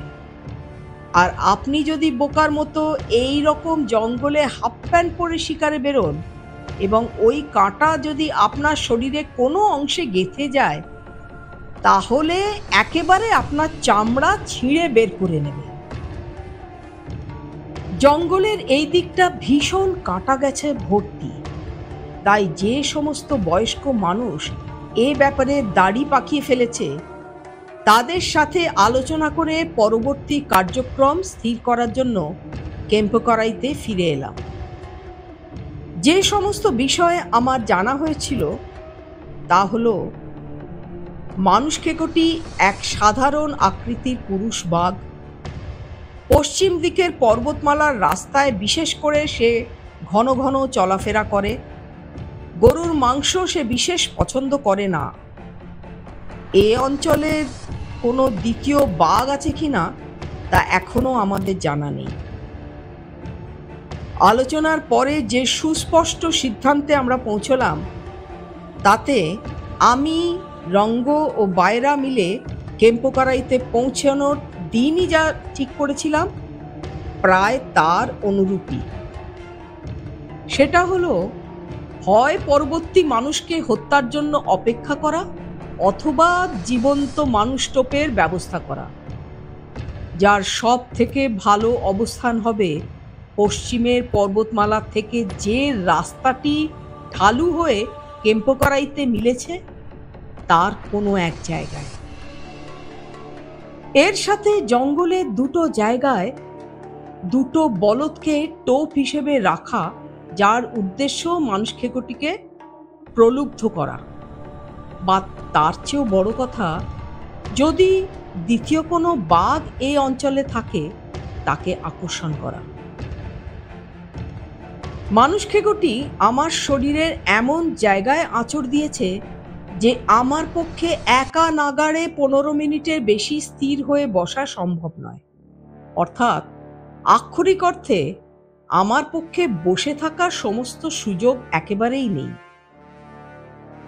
অবশ্য এ কথা সত্যি যে আমাকে যদি জীবন্ত টোপ হতে হয়, তাহলে আমার একেবারে চুপচাপ বসে থাকার কোনো প্রয়োজনও নেই।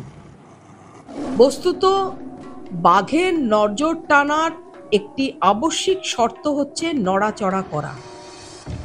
অপরদিকে এইভাবে বসে থাকাটা শুধু যন্ত্রণাদায়কই নয়, উপরন্তু তা ক্ষতটি শুকোতে বিলম্ব ঘটাবে।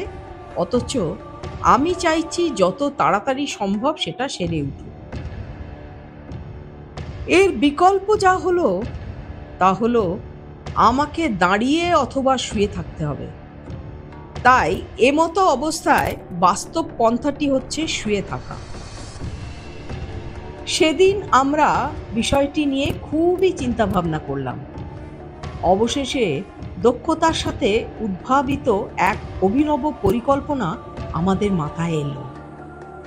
সেটা কতদূর দক্ষ কৌশল হিসেবে বাস্তবে পরিণত হয়েছিল অথবা পরিণত হয়নি, তা আপনারা শীঘ্রই জানতে পারবেন। আপনাদেরকে আগেই জানিয়েছি, পশ্চিমের পর্বতমালা থেকে যে পায়চলা পথটি কেম্পোকারাই পর্যন্ত নেমে এসেছে, তার অনেকগুলো জায়গা দিয়ে ছোট পাহাড়ি নদীকে আড়াআড়িভাবে অতিক্রম করেছে এবং তার দুই তীর ঘন ঝোপ ও বাঁশঝাড়ে ভর্তি। নদীগুলোর বুকও পাথরে ভর্তি। ফলে আমার মনে যে উদ্দেশ্যটা ছিল তার সাথে তা খাপ খেয়ে গেল। পরিবেশটা এমনই ছিল যে আমি যে গাছে আগের রাত্রে বসেছিলাম, সেখান থেকে কেম্পোকারায়ের পথে প্রথম যে নদীটি পড়ে সেটাই সবচেয়ে চওড়া। উপরন্তু এর বুক গোল গোল ছোট বড় পাথরে চাইতে ভর্তি। এখন আমার পরিকল্পনা হলো সেই শুকনো নদীর বুকে বালিতে গর্ত খুঁড়ে তার ভেতরে আমি বসব।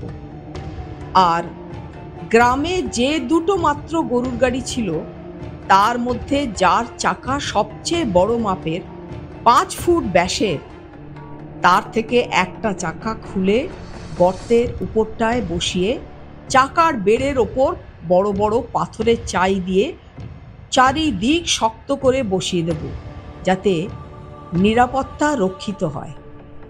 আর ছোট ছোট চাই এবং শুকনো পাতা দিয়ে চাকাটি ঢেকে দেব, যাতে ওটা দেখা না যায়। এর সাথে রাস্তাটি যেখানে নদীটিকে অতিক্রম করেছে, সেখানে খড় ও শুকনো কাপড় চোপড় দিয়ে একটা মানুষের মূর্তি তৈরি করে বসিয়ে দেব। আর সেই দিকে চাকাটির একটা দিক একটু তুলে রাখা হবে, যাতে বাঘটি নকল মানুষটিকে আক্রমণ করতে এলে আমি গুলি করতে পারি। এটাই হলো আমার পরিকল্পনা। সেদিন আর গর্ত খুঁড়ে এত সব করে ওঠার সময় ছিল না। তাই আমরা গ্রামবাসীদের কাছ থেকে পুরনো কাপড় চোপড় জোগাড় করতে লেগে গেলাম। এই অঞ্চলে প্যান্ট ইত্যাদি পোশাক কেউই পরে না। সুতরাং আমার একটা প্যান্টের ভেতর বাঁশ ও খড় দিয়ে পুতুলটার পা তৈরি করতে হলো। প্যান্ট যেহেতু বাঘের কাছে সন্দেহের জিনিস মনে হতে পারে, তাই আমরা তার উপর আবার একটা ধুতি পরিয়ে দিলাম। শরীরটা খড়ের ওপর চট দিয়ে মুড়ে তার ওপর ছেঁড়া জামা ও তার ওপর পুরনো একটা ছেঁড়া কোট পরিয়ে দিলাম। মাথাটা সত্যি ছিল একটা শিল্পকর্ম। বড় সাইজের ছোবড়া সহ একটা আস্ত নারকোল দিয়ে আমরা তা তৈরি করলাম। কোথাও সেজে গুজে যেতে হলে ভারতীয় মহিলারা মাঝে মাঝে তাদের আসল চুলের সাথে নকল চুল দিয়ে খোপা তৈরি করেন, আর তাতে তারা বিশেষ করে জুঁই ফুলের মালা গুঁজে দেন। সৌভাগ্যবশত কেম্পোকারাইতে এক শৌখিন মহিলা ছিলেন, যার এই রকম একটি নকল চুল ছিল, এবং এজন্য তার অহংকারও কম ছিল না। আমরা তার কাছ থেকে ওটা ধার চেয়ে নিলাম এবং ভালো করে আঁচড়ে নারকোলটি চারধারে লাগিয়ে দিলাম। চুলগুলো এমনভাবে সাজালাম যাতে গ্রামের লোকেদের লম্বা চুলের মতনই দেখতে লাগে।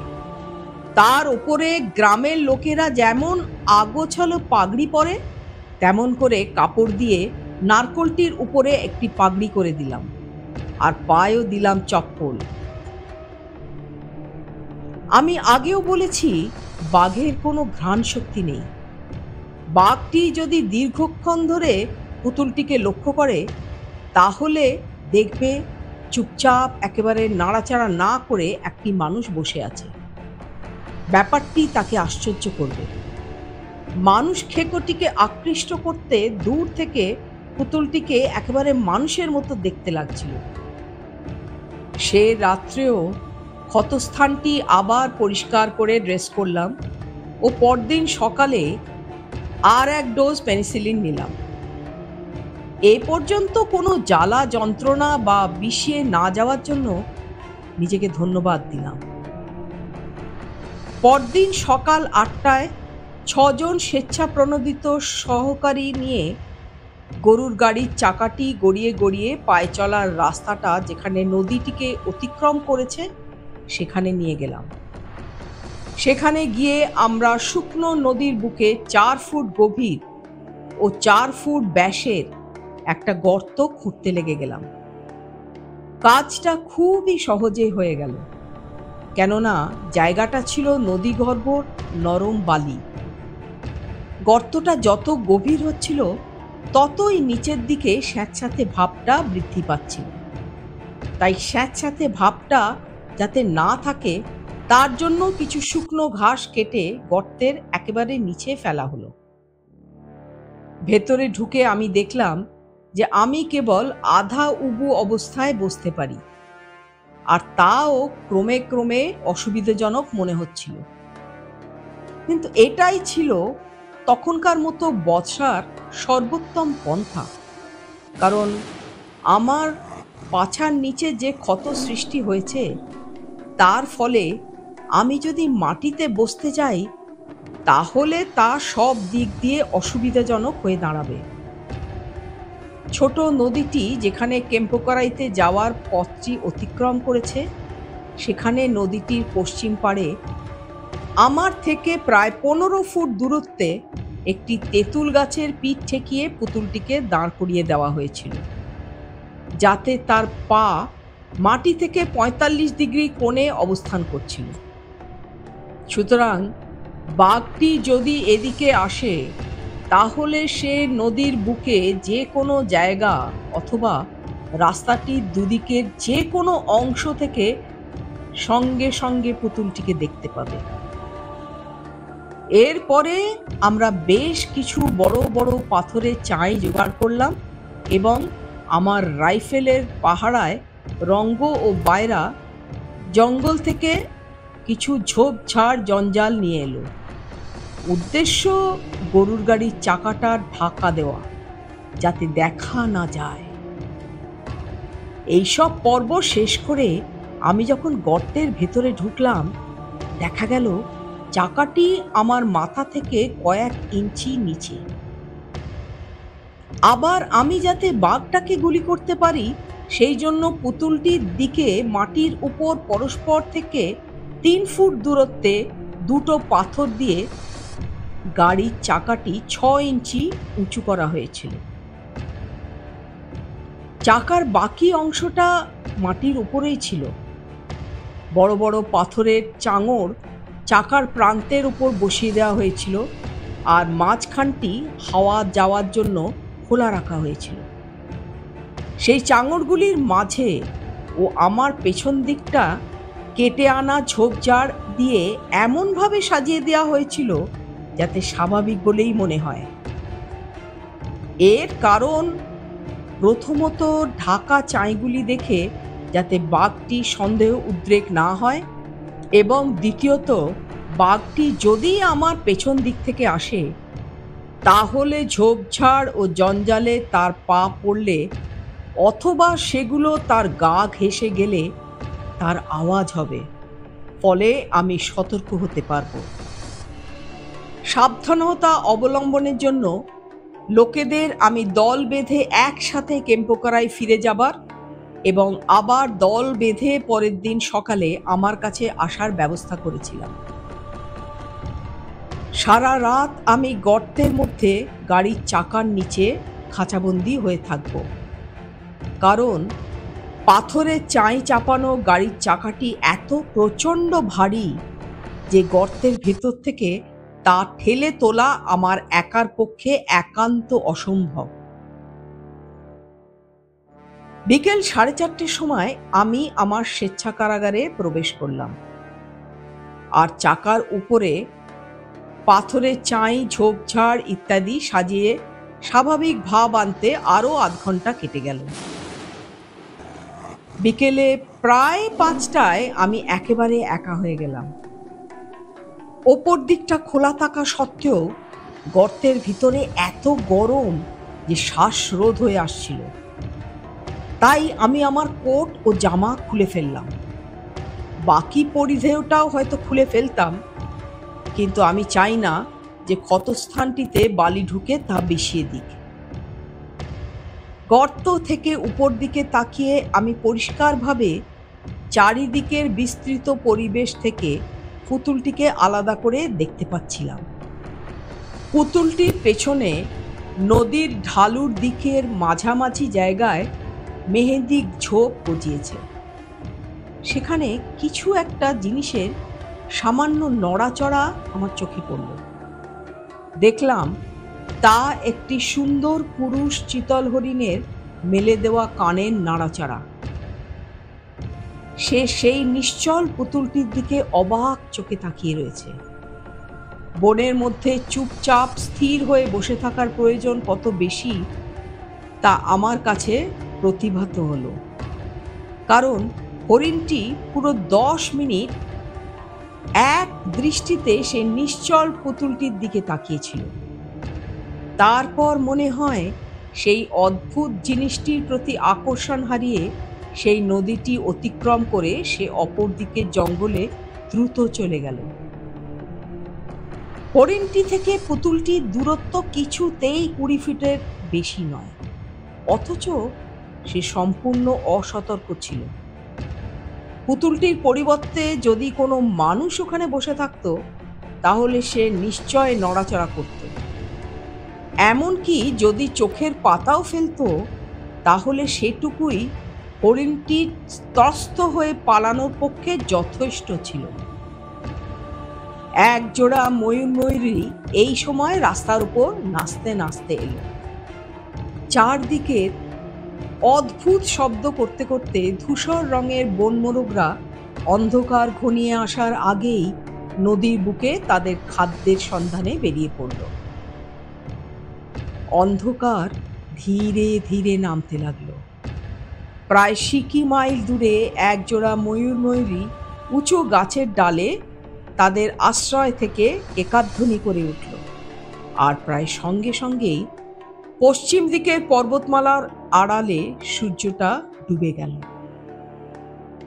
আমি যেখানে বসেছিলাম সেখানটা পিচ কালো অন্ধকার, এমনকি তেঁতুল গাছের ছায়ায় পুতুলটিও অন্ধকারে ঢেকে গেছে। আমি হিসেব করে দেখলাম যে রাত 10টার আগে চাঁদের আলো পুতুলটির উপর পড়বে না। রাত 9টার সময় একটি স্লথ ভালুক যখন নদীর বুক ধরে জবরজং পদক্ষেপে আমার দিকে এগিয়ে আসছিল, তখন তার জোর ফোঁসফোঁসানি ও ঘড়ঘড় শব্দ আমার কানে এলো। এভাবে আস্তে আস্তে বাঘের সন্তর্পণের আগমনের বিরুদ্ধে সতর্কতার উদ্দেশ্যে আমার ছড়িয়ে রাখা ঝোপ ঝাড় ও জঙ্গলের উপর যখনই সে পড়ে যাচ্ছিল, তখনই গরুর গাড়ির চাকার উপর বসানো বড় পাথরের চাই তার নজরে এলো। সর্বাঙ্গ কালো লোমে ঢাকা প্রাণীটি ছোট্ট মস্তিষ্কে তখন যে চিন্তা প্রবাহ চলছিল তা আমি বুঝতে পেরেছিলাম। সেটা হচ্ছে, এই তো এইখানে কিছু লোভনীয় খাবার মিলতে পারে, অথবা দু একটা গুবরে পোকা বা উইয়ের ঢিপি, অথবা সবচেয়ে আশাব্যঞ্জক খাবার হতে পারে ছোট ছোট হলুদ মৌমাছিদের চাক, যে মৌমাছিদের হুল আমার মোটা লোম ভেদ করে আমাকে বিঁধতে পারবে না। বোধহয় এই চিন্তা করে ভালুকটি আমার ওপর দিকের গাড়ির চাকার উপর সযত্নে স্থাপিত পাথরের চাইগুলি সরানোর কাজে লেগে গেল। দূর হ হতচ্ছাড়া, হুশ হুশ বলে আমি চাপা আওয়াজ করলাম। ভালুকটি আমার আওয়াজ শুনতে পেয়ে থমকে গেল। ভাবল কোত্থেকে আবার এই আওয়াজ আসছে, এবং বোধহয় কয়েক মিনিটের নীরবতার পর সে আবার তার কাজে লেগে গেল। ধুর, হুশ হুশ, আমি আবার চাপা আওয়াজ করে উঠলাম। তখনই ভালুকটা থেমে গেল, আর বোল্ডারের উপর গরুর গাড়ির চাকার স্পোকগুলোর ফাঁক দিয়ে তাকিয়ে আমাকে দেখতে পেল। ঘর ঘর শব্দে সে গর্জন করে উঠল, আর তার প্রত্যুত্তরে আমিও গর্জন করে উঠলাম, দূর হয় ইডিয়েট। সে আর দাঁড়ায় নাকি, উফ উফ উফ করতে করতে ছুটে পালাতে গিয়ে তাড়াহুড়োতে বোল্ডারে হোঁচট খেয়ে গড়িয়ে পড়ে শেষ পর্যন্ত নদীর তীরে উঠে শুকনো বাঁশবনে গিয়ে হুড়মুড় করে পালিয়ে গেল। ভালুকটির এই সশব্দ প্রস্থানের পর 10 মিনিটও কাটেনি, এমন সময় ক্ষীণতম এক শব্দ আমার কানে এলো, যা কোনো ভারী জানোয়ারের প্যাডওয়ালা পায়ের ধীর গতিতে পদচারণা বলে মনে হলো, যা এক কথায় প্রকাশ করা তো বটেই, লিখেও প্রকাশ করা অসম্ভব। কাছাকাছি যে ভাষা দিয়ে তা প্রকাশ করা যায় তা হলো যেন কোনো সোফার উপর এক নরম কুশন পড়ল, সেটা হলে যে ধরনের শব্দ উৎপন্ন হবে এ তারই মতো কতকটা। বাঘটি এসে গেছে এবং অতি সঙ্গোপনে ও সন্তর্পণে আমার পেছনে যে জঞ্জালের স্তূপ আমরা ছড়িয়ে রেখেছিলাম তার প্রান্তে পৌঁছে সতর্কতার সাথে পা ফেলে তা পেরোচ্ছে। এবার প্রশ্ন হলো, সে কি পুতুলটাকে আক্রমণ করবে? সে কি আমার সামনে দিয়ে সেদিকে যাবে? পরবর্তী ঘটনাবলীর অপেক্ষায় আমার মন এইসব প্রশ্নে তোলপাড় করতে লাগলো। প্রত্যাশায় আমার স্নায়ু টান টান হয়ে উঠল। ইতিমধ্যে চাঁদ উঠেছে, যদিও তার আলো তেঁতুল গাছটির ঘন পল্লবে আবৃত ছায়াটিকে তখনও স্পর্শ করেনি। পুতুলটিকে আমি দেখতে পাচ্ছিলাম না, কিন্তু আমি জানি বাঘটির নজরে তা ভালোভাবেই পড়বে। এরপর কিছুক্ষণের নীরবতা, কিন্তু কতক্ষণ তা আমি বলতে পারবো না। তারপরে হঠাৎ একটা ছোট্ট পাথর আমার মাথার উপর দিক থেকে টং করে নিচে পড়ল। ওদিক দিয়ে যে কোনো আক্রমণ হতে পারে আমরা কেউ ভাবিনি, কিন্তু আমার সাম্প্রতিক আগন্তুক ভাল্লুকটি প্রমাণ করে দিয়েছে যে আমরা যা ভাবিনি তা ঘটতে পারে। এখন সেই অপ্রত্যাশিত পুনরাবৃত্তি ঘটেছে আমার উপর দিকে বাঘটির উপস্থিতির দ্বারা। কি কারণে যে সে পুতুলটিকে দেখেও দেখল না এবং আমার দিকে সোজা চলে এলো, তা আমার কাছে এক রহস্য। এর কারণ খুব সম্ভবত বাঘটি ভাল্লুকটির গতিবিধির উপর নজর রেখেছিল এবং তার অদ্ভুত আচরণ এবং চটপট প্রস্থানের কারণ অনুসন্ধানেই সে এগিয়ে এসেছে। এমনকি এই সম্ভাবনাটা আরও বেশি যে ভাল্লুকটির অস্বাভাবিক আচরণে বাঘটির মনে মানুষের হাত আছে বলে সন্দেহ জেগেছে, তাই তা খুঁজে বার করতে সে নিজেই চলে এসেছে। কারণ যাই হোক, বাঘটি বর্তমানে আমার উপর থেকে বড় জোর 2 গজ দূরত্বে রয়েছে। এই সমস্ত চিন্তা যখন আমার মাথায় দ্রুত খেলছে, আমি বাঘটির শ্বাস প্রশ্বাসের অস্পষ্ট শব্দ শুনতে পেলাম। তারপর সে একটা বড় বোল্ডারের উপর সুন্দর ভঙ্গিমায় 2 পা রেখে নিচে আমার দিকে উঁকি মেরে দেখল। এই সময়ের মধ্যে আমিও কিন্তু চুপচাপ বসেছিলাম না। এক পা ঘুরে আমি যত দূর সম্ভব পিঠটা মাটিতে ঠেকিয়ে ওপর দিকে বাঘটার দিকে দৃষ্টি দিলাম। রাইফেলটিকে সামনে পেছন করতে করতে তার কুদোটা গর্তটির গায়ে গিয়ে ঠেকল। আমি আগেই বলেছি গর্তটির ভেতরের পরিধি মাত্র 4 ফুট এবং গভীরতাও প্রায় একই মাপের, তাই রাইফেলটির নলটি পুরোপুরি সোজা উপরের দিকে ঘোরানো অসম্ভব।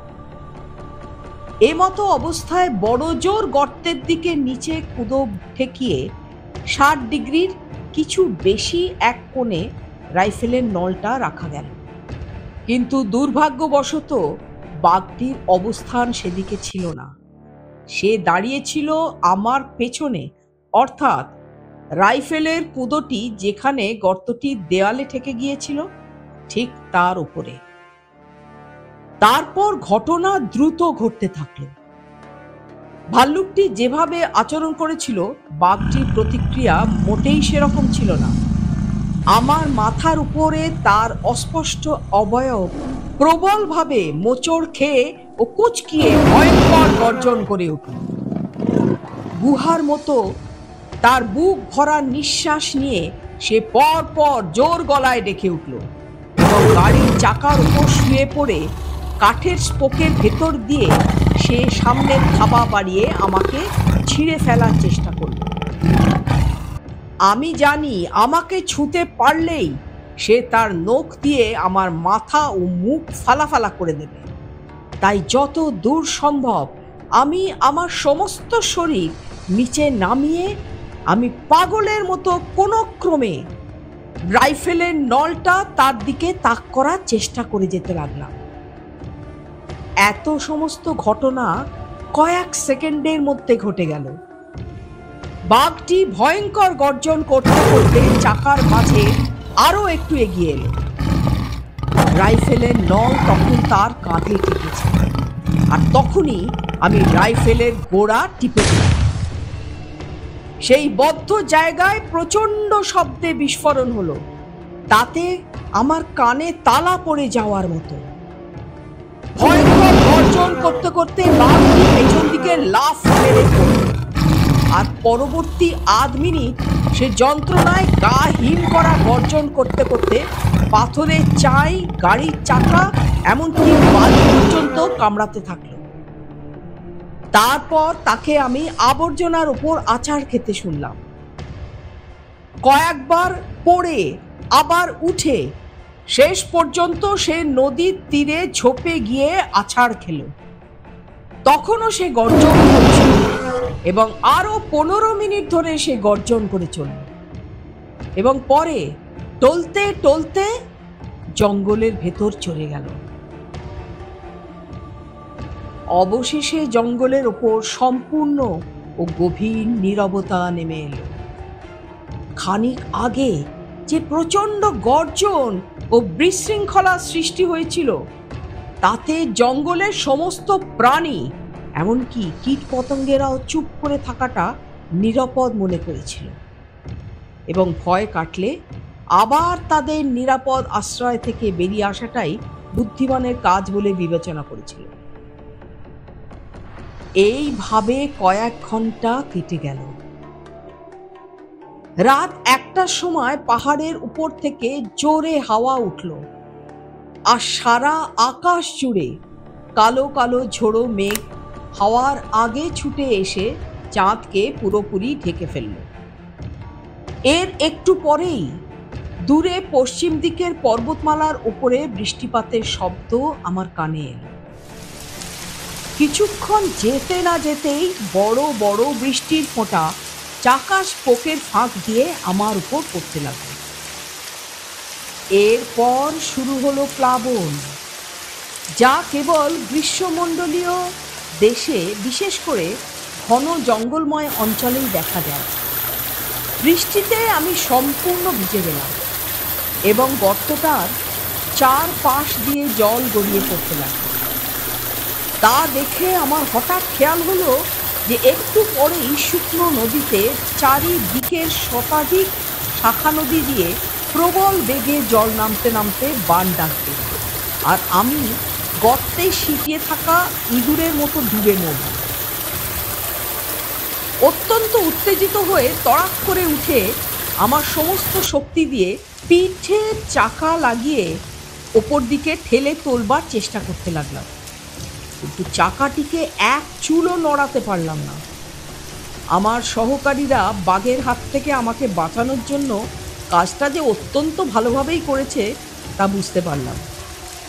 চাকাটির পরিধির উপরে তারা খুঁজে খুঁজে সবচেয়ে ভারী পাথরের চাই চাপিয়ে দিয়েছে, ফলে আমার একার পক্ষে তা সরানো সম্ভবই নয়। এখন বাঁচার একটা মাত্র রাস্তাই খোলা আছে, আর তা হলো বাঘটিকে গুলি করার জন্য যে 6 ইঞ্চি ফাঁক আছে তা খুঁড়ে আমাকে বেরিয়ে যেতে হবে। 2 হাত দিয়ে পাগলের মতো আমি বালি টেনে টেনে গর্তের নিচে ফেলতে লাগলাম। ইতিমধ্যেই গর্তটা জলে ও বাড়িতে প্রায় অর্ধেক ভর্তি হয়ে এসেছে এবং ভেজা ধারগুলো ভেঙে ভেঙে পড়ছে। আমার কাছে অত্যন্ত স্পষ্টভাবে প্রতীয়মান হলো, যদি আমি চটপট বেরিয়ে যেতে না পারি তাহলে কয়েক মিনিটের মধ্যেই বোল্ডার সহ চাকাটি আমার উপর চেপে বসবে।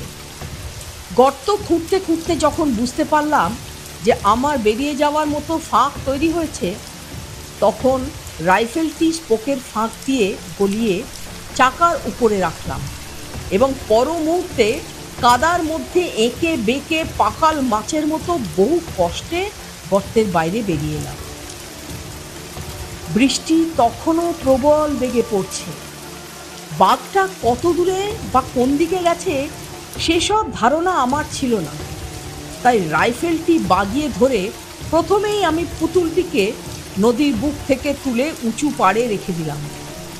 তারপর আমি কেম্পাকারায়ের পথে এগোনোর জন্য নদীটিকে আবার অতিক্রম করতে করতে দূরে পাহাড়ের উপর থেকে নেমে আসা জলকল্লোলের অস্পষ্ট শব্দ শুনতে পেলাম।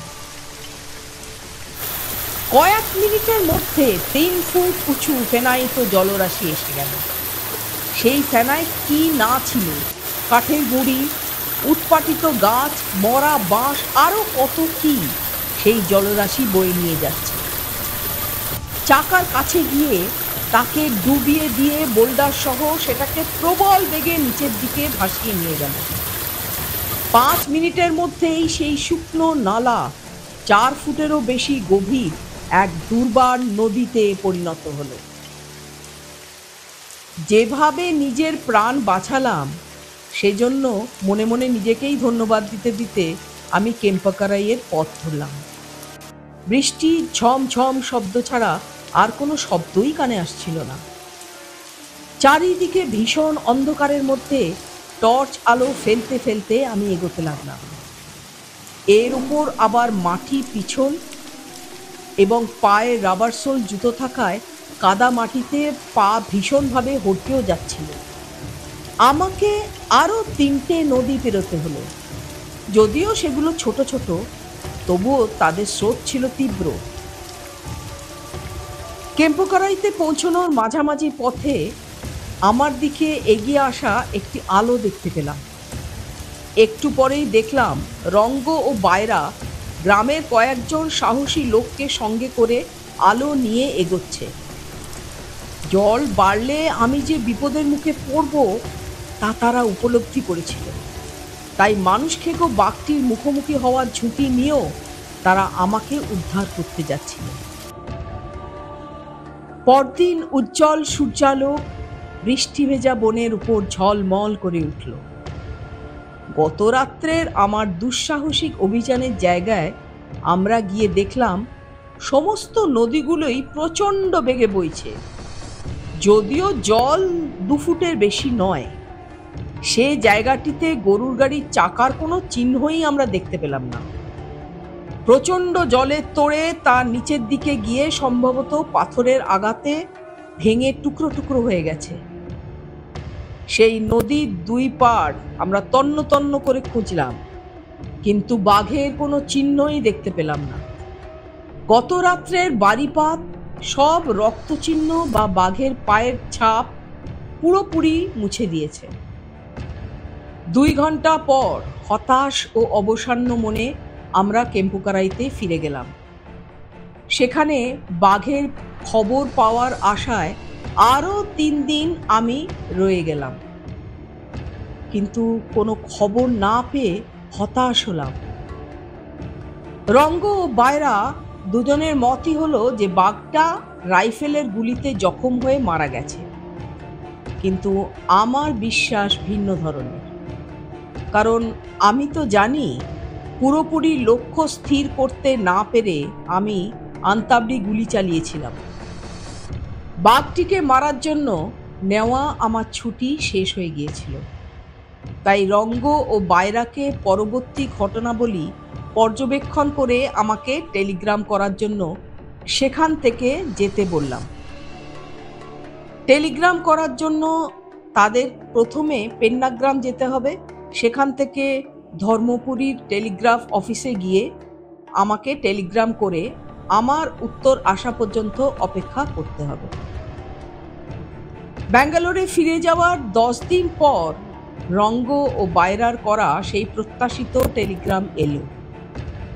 খবর ছিল কোড়েকারাই ফরেস্ট লজের ফরেস্ট গার্ডের মালটানা টাট্টু ঘোড়াটি বাঘের হাতে মারা পড়েছে।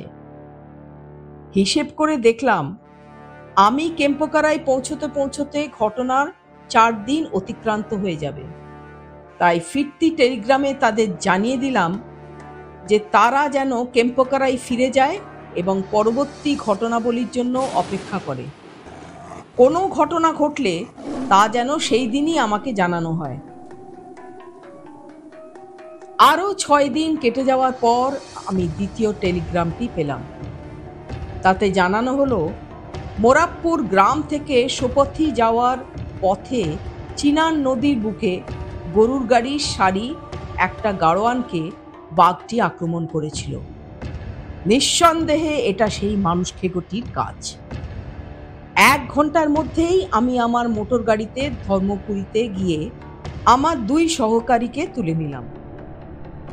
সেখান থেকে পেন্নাগ্রামে পৌঁছে আমার গাড়িটিকে রেখে আরও 12 মাইল দূরে মোরাবপুর পথে পায়ে হেঁটে যাত্রা শুরু করলাম। যেতে যেতে আমরা চিনান নদী ও সোপথি অতিক্রম করলাম। ইতিমধ্যেই আমি খবর সংগ্রহ করেছিলাম যে সেই গাড়োয়ানটি তার নিজের গাড়ির সামনে জোয়ালের দিকে লাফ মেরে 2টি গরুর মাঝখানে নেমে নিজের জীবন বাঁচিয়েছিল। সে তখন প্রচণ্ড জোরে জোরে চিৎকার করছিল, আর তা শুনে কনভয়ের অন্যান্য গাড়োয়ানরাও ভীষণ চিৎকার শুরু করে দিয়েছিল, আর তাতেই বাঘটি পালিয়ে যায়। মোরাবপুর গিয়ে সেই গাড়োয়ানের সাথে আমি কথাবার্তা বললাম। সে জানালো সে সর্বশেষ অবস্থিত তার গাড়ির পেছন দিকে হঠাৎ এসে বাঘটি হাজির হয় এবং গাড়ির ওপরে লাফ মেরে ওঠার চেষ্টা করে, আর নিজেকে বাঁচানোর জন্য সে 2টো বলদের মাঝখানে লাফ মারে। যখন জিজ্ঞেস করলাম বাঘটি কী কারণে গাড়ির উপরে ওঠার মতো সহজ কাজটি করতে পারল না, তাতে সে বলল যে বাঘটি অর্ধেকটা উঠে এসেছিল, আর তারপর কি হলো দেখার জন্য সে আর অপেক্ষা করেনি। ইতিমধ্যে এক দল যাত্রী যারা সোপথি থেকে আমাদের পেছন পিছন আসছিল জানালো যে চিনান নদীর ধারে একটা টাটকা বাঘের পায়ের ছাপ তারা দেখেছে, এবং তা গত রাত্রেই। তা শুনেই আমরা ছটপট সোপথির দিকে এগোলাম, এবং বাঘের পায়ের ছাপ খুঁজে বার করতে আমাদের বেশি সময় লাগলো না। চিনান নদীতে রূপোর ফেনার মতো জল, এতির থেকে অতির এঁকে বেঁকে চলছে। তার আগে ভেজা নরম বালিতে পরিষ্কারভাবে লক্ষ্য করলাম বাঘটি চলতে গিয়ে যে পায়ের ছাপ ফেলে গেছে তাতে বোঝা গেল সে খুব খুঁড়িয়ে খুঁড়িয়ে চলছে। সামনের বাঁ পায়ের উপর তার শরীরের পুরো ভারটা পড়ছে না, এবং প্রতি পদক্ষেপে ডান পাটা শুধু খুব আলতোভাবে বালিতে ছুঁয়েছে। আমি আগেই বলেছি এই জায়গাটিতে মাকড়সা উপত্যকাটি চিনান নদীর সাথে মিশেছে। আধমাইল নদীর ভাটিতে যেদিকে বাঘটি চলে গেছে সেখানে মাঝ নদীতে একটা লম্বা ছোট শিলা জেগে রয়েছে। নদীর বুক থেকে তার উচ্চতা প্রায় 4 ফুট এবং লম্বালম্বি 40 ফুট এবং চওড়ায় 8 ফুট। সে রাত্রে তার উপর বসার সিদ্ধান্ত আমি নিয়ে ফেললাম, এই আশায় যে বাঘটি আবার চিনান নদীর ধারে ফিরে আসবে এবং বসে থাকা অবস্থায় আমাকে দেখতে পাবে। রঙ্গর কাছ থেকে তার পাগড়ি, পুরানো বাদামি রঙের কোট ও ধুতি চেয়ে নিয়ে সেগুলো আমার জামা কাপড়ের ওপর পরে নিলাম এবং বিকেল 5:30টার মধ্যে পাথরের উপরে গিয়ে বসলাম।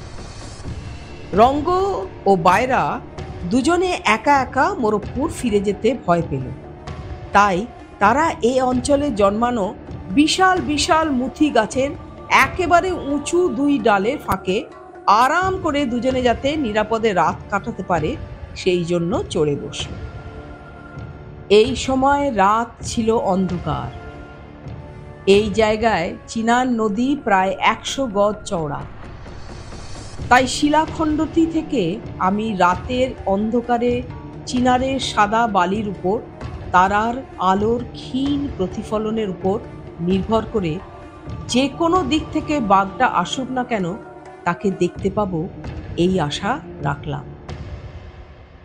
বাঘটি খোঁড়া হওয়ার ফলে তার প্রতিবন্ধকতার বিষয়টা বাদ দিয়েও জানতাম যে তার শিকারকে সে 50 গজ দূর থেকে আক্রমণ করবে না, তাই পরিবর্তে চূড়ান্ত আক্রমণের আগেই সে যত দূর সম্ভব গুটি গুটি আমার কাছে এগোনোর চেষ্টা করবে।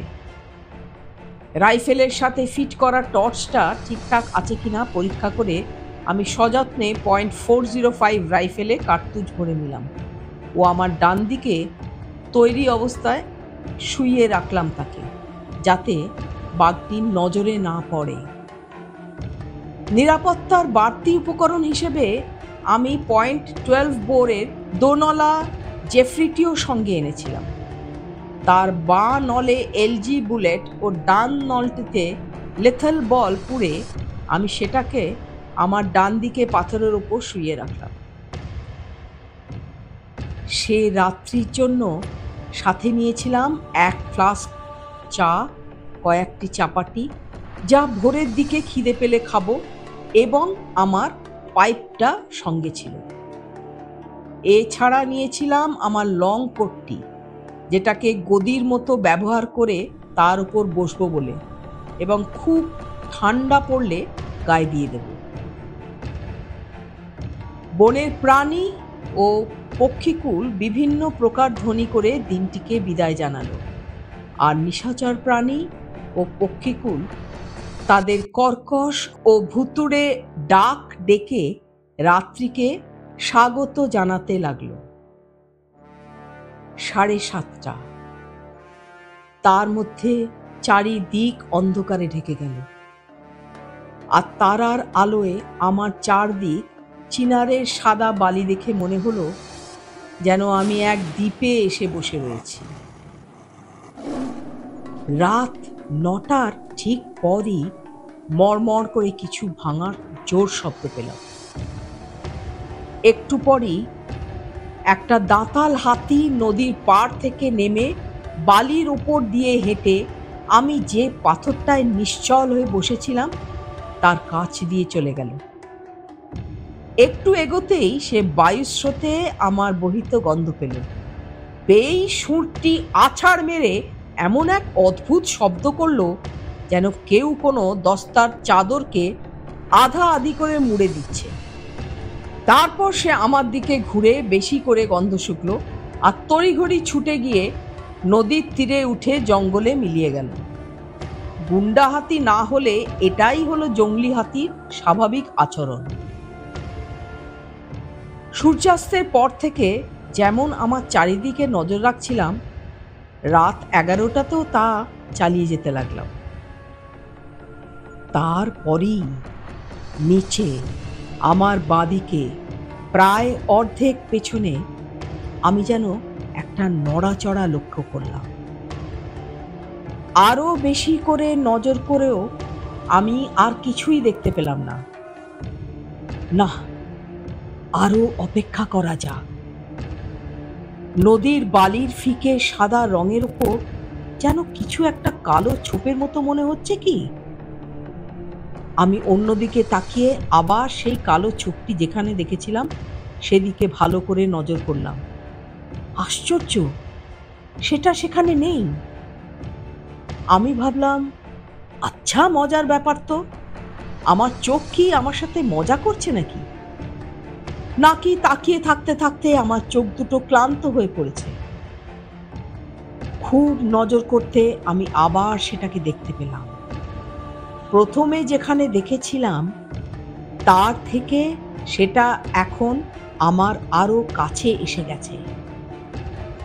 আসলে সে এখন দূরের পাড় ও যে পাথরের উপর আমি বসেছিলাম তার মাঝামাঝি জায়গায় এসে পৌঁছেছে। যতক্ষণ না পর্যন্ত জিনিসটি কি তা ঠিক নির্ণয় করতে পারি, ততক্ষণ আমি অন্যদিকে চোখ ফেরানোর ঝুঁকি নিতে পারি না। আবার নজর করলাম, মনে হলো যেন সেটা বেড়ে আমার দিকে এগিয়ে আস্তে আস্তে কখনো লম্বা আর কখনো ছোট হতে লাগলো, কিন্তু কোনো আওয়াজ করেনি। তারপর হঠাৎ আমি বুঝতে পারলাম সেটা কি। মানুষ খেকোটি হামাগুড়ি দিয়ে পেটে ভর করে চুপি সারে তড়িৎ ও ক্ষুদ্র পদক্ষেপে আমার দিকে এগোচ্ছে। যতক্ষণ না পর্যন্ত আমাকে হত্যা করার জন্য চূড়ান্ত আক্রমণ সে করতে পারে, ততক্ষণ সে এভাবেই এগোবে। আমার মুখ ও ঘাড় দিয়ে ঘাম ছুটতে লাগলো। আতঙ্কে ও উত্তেজনায় আমি কাঁপছিলাম, কিন্তু তা তো হতে দেওয়া যায় না। তাই কাঁপুনি বন্ধ করতে একটা গভীর নিঃশ্বাস নিয়ে দম বন্ধ করে আমি আমার স্রষ্টার উদ্দেশ্যে প্রার্থনা জানিয়ে কোলের উপর রাইফেলটা নিয়ে তারপর কাঁধের সমান তুললাম। সেই মুহূর্তে বাঘটিও প্রায় 20 গজ দূর থেকে আমার নড়াচড়া লক্ষ্য করেছে এবং বোধহয় বুঝতে পেরেছে যে তার উপস্থিতি ধরা পড়ে গেছে। একটা সরু কালো রেখা ল্যাজটি পেছন দিকে এদিক ওদিক দুলছে। যে মুহূর্তে সে আক্রমণ করার জন্য লাফটা মারল, দাগটা তখনই জমাট আর ঘন হলো। টর্চের আলো তার দাঁত খেঁচানো চ্যাপটা মাথার উপর পড়ল।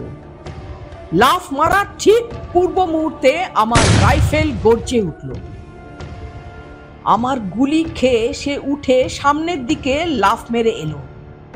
টর্চটা যে বিগড়ে যায়নি সেজন্য আমি প্রাণে বেঁচে গেলাম এবং দ্বিতীয়বারও গুলি করতে পারলাম। তা সত্ত্বেও সে পাথরের গায়ে এসে পড়ল। গরুর গাড়ির চাকার নিচ থেকে আমার গুলির ফলে আগের সেই আঘাতের জন্য অথবা আমার পরপর দুটো গুলির কারণেই হোক, তা সে মুহূর্তে আমি সঠিক বলতে পারবো না, কিন্তু সে পাথরে উঠতে পারল না। আমার তৃতীয় বুলেটটি আমি ছুঁড়ে দিলাম একেবারে কাছ থেকে সরাসরি তার কপালের খুলিতে, যার ফলে আমাকে ধরার জন্য তার আক্রমণটা থেমে গেল আর সে নিচে চিনার বালিতে গড়িয়ে পড়ল। এইভাবেই তার জীবন শেষ হল। সোপাতির পথে শীষ দিতে দিতে হেঁটে আমি নদীর পাড়ে বিশালাকায় মুথি গাছে চড়া রঙ্গ ও বাইরাকে সঙ্গে নিলাম। পরপর গুলির আওয়াজ ও চিনারের বুক ধরে আমাকে আসতে দেখে তারা ধরে নিয়েছিল যে বাঘটিকে আমি মেরেছি।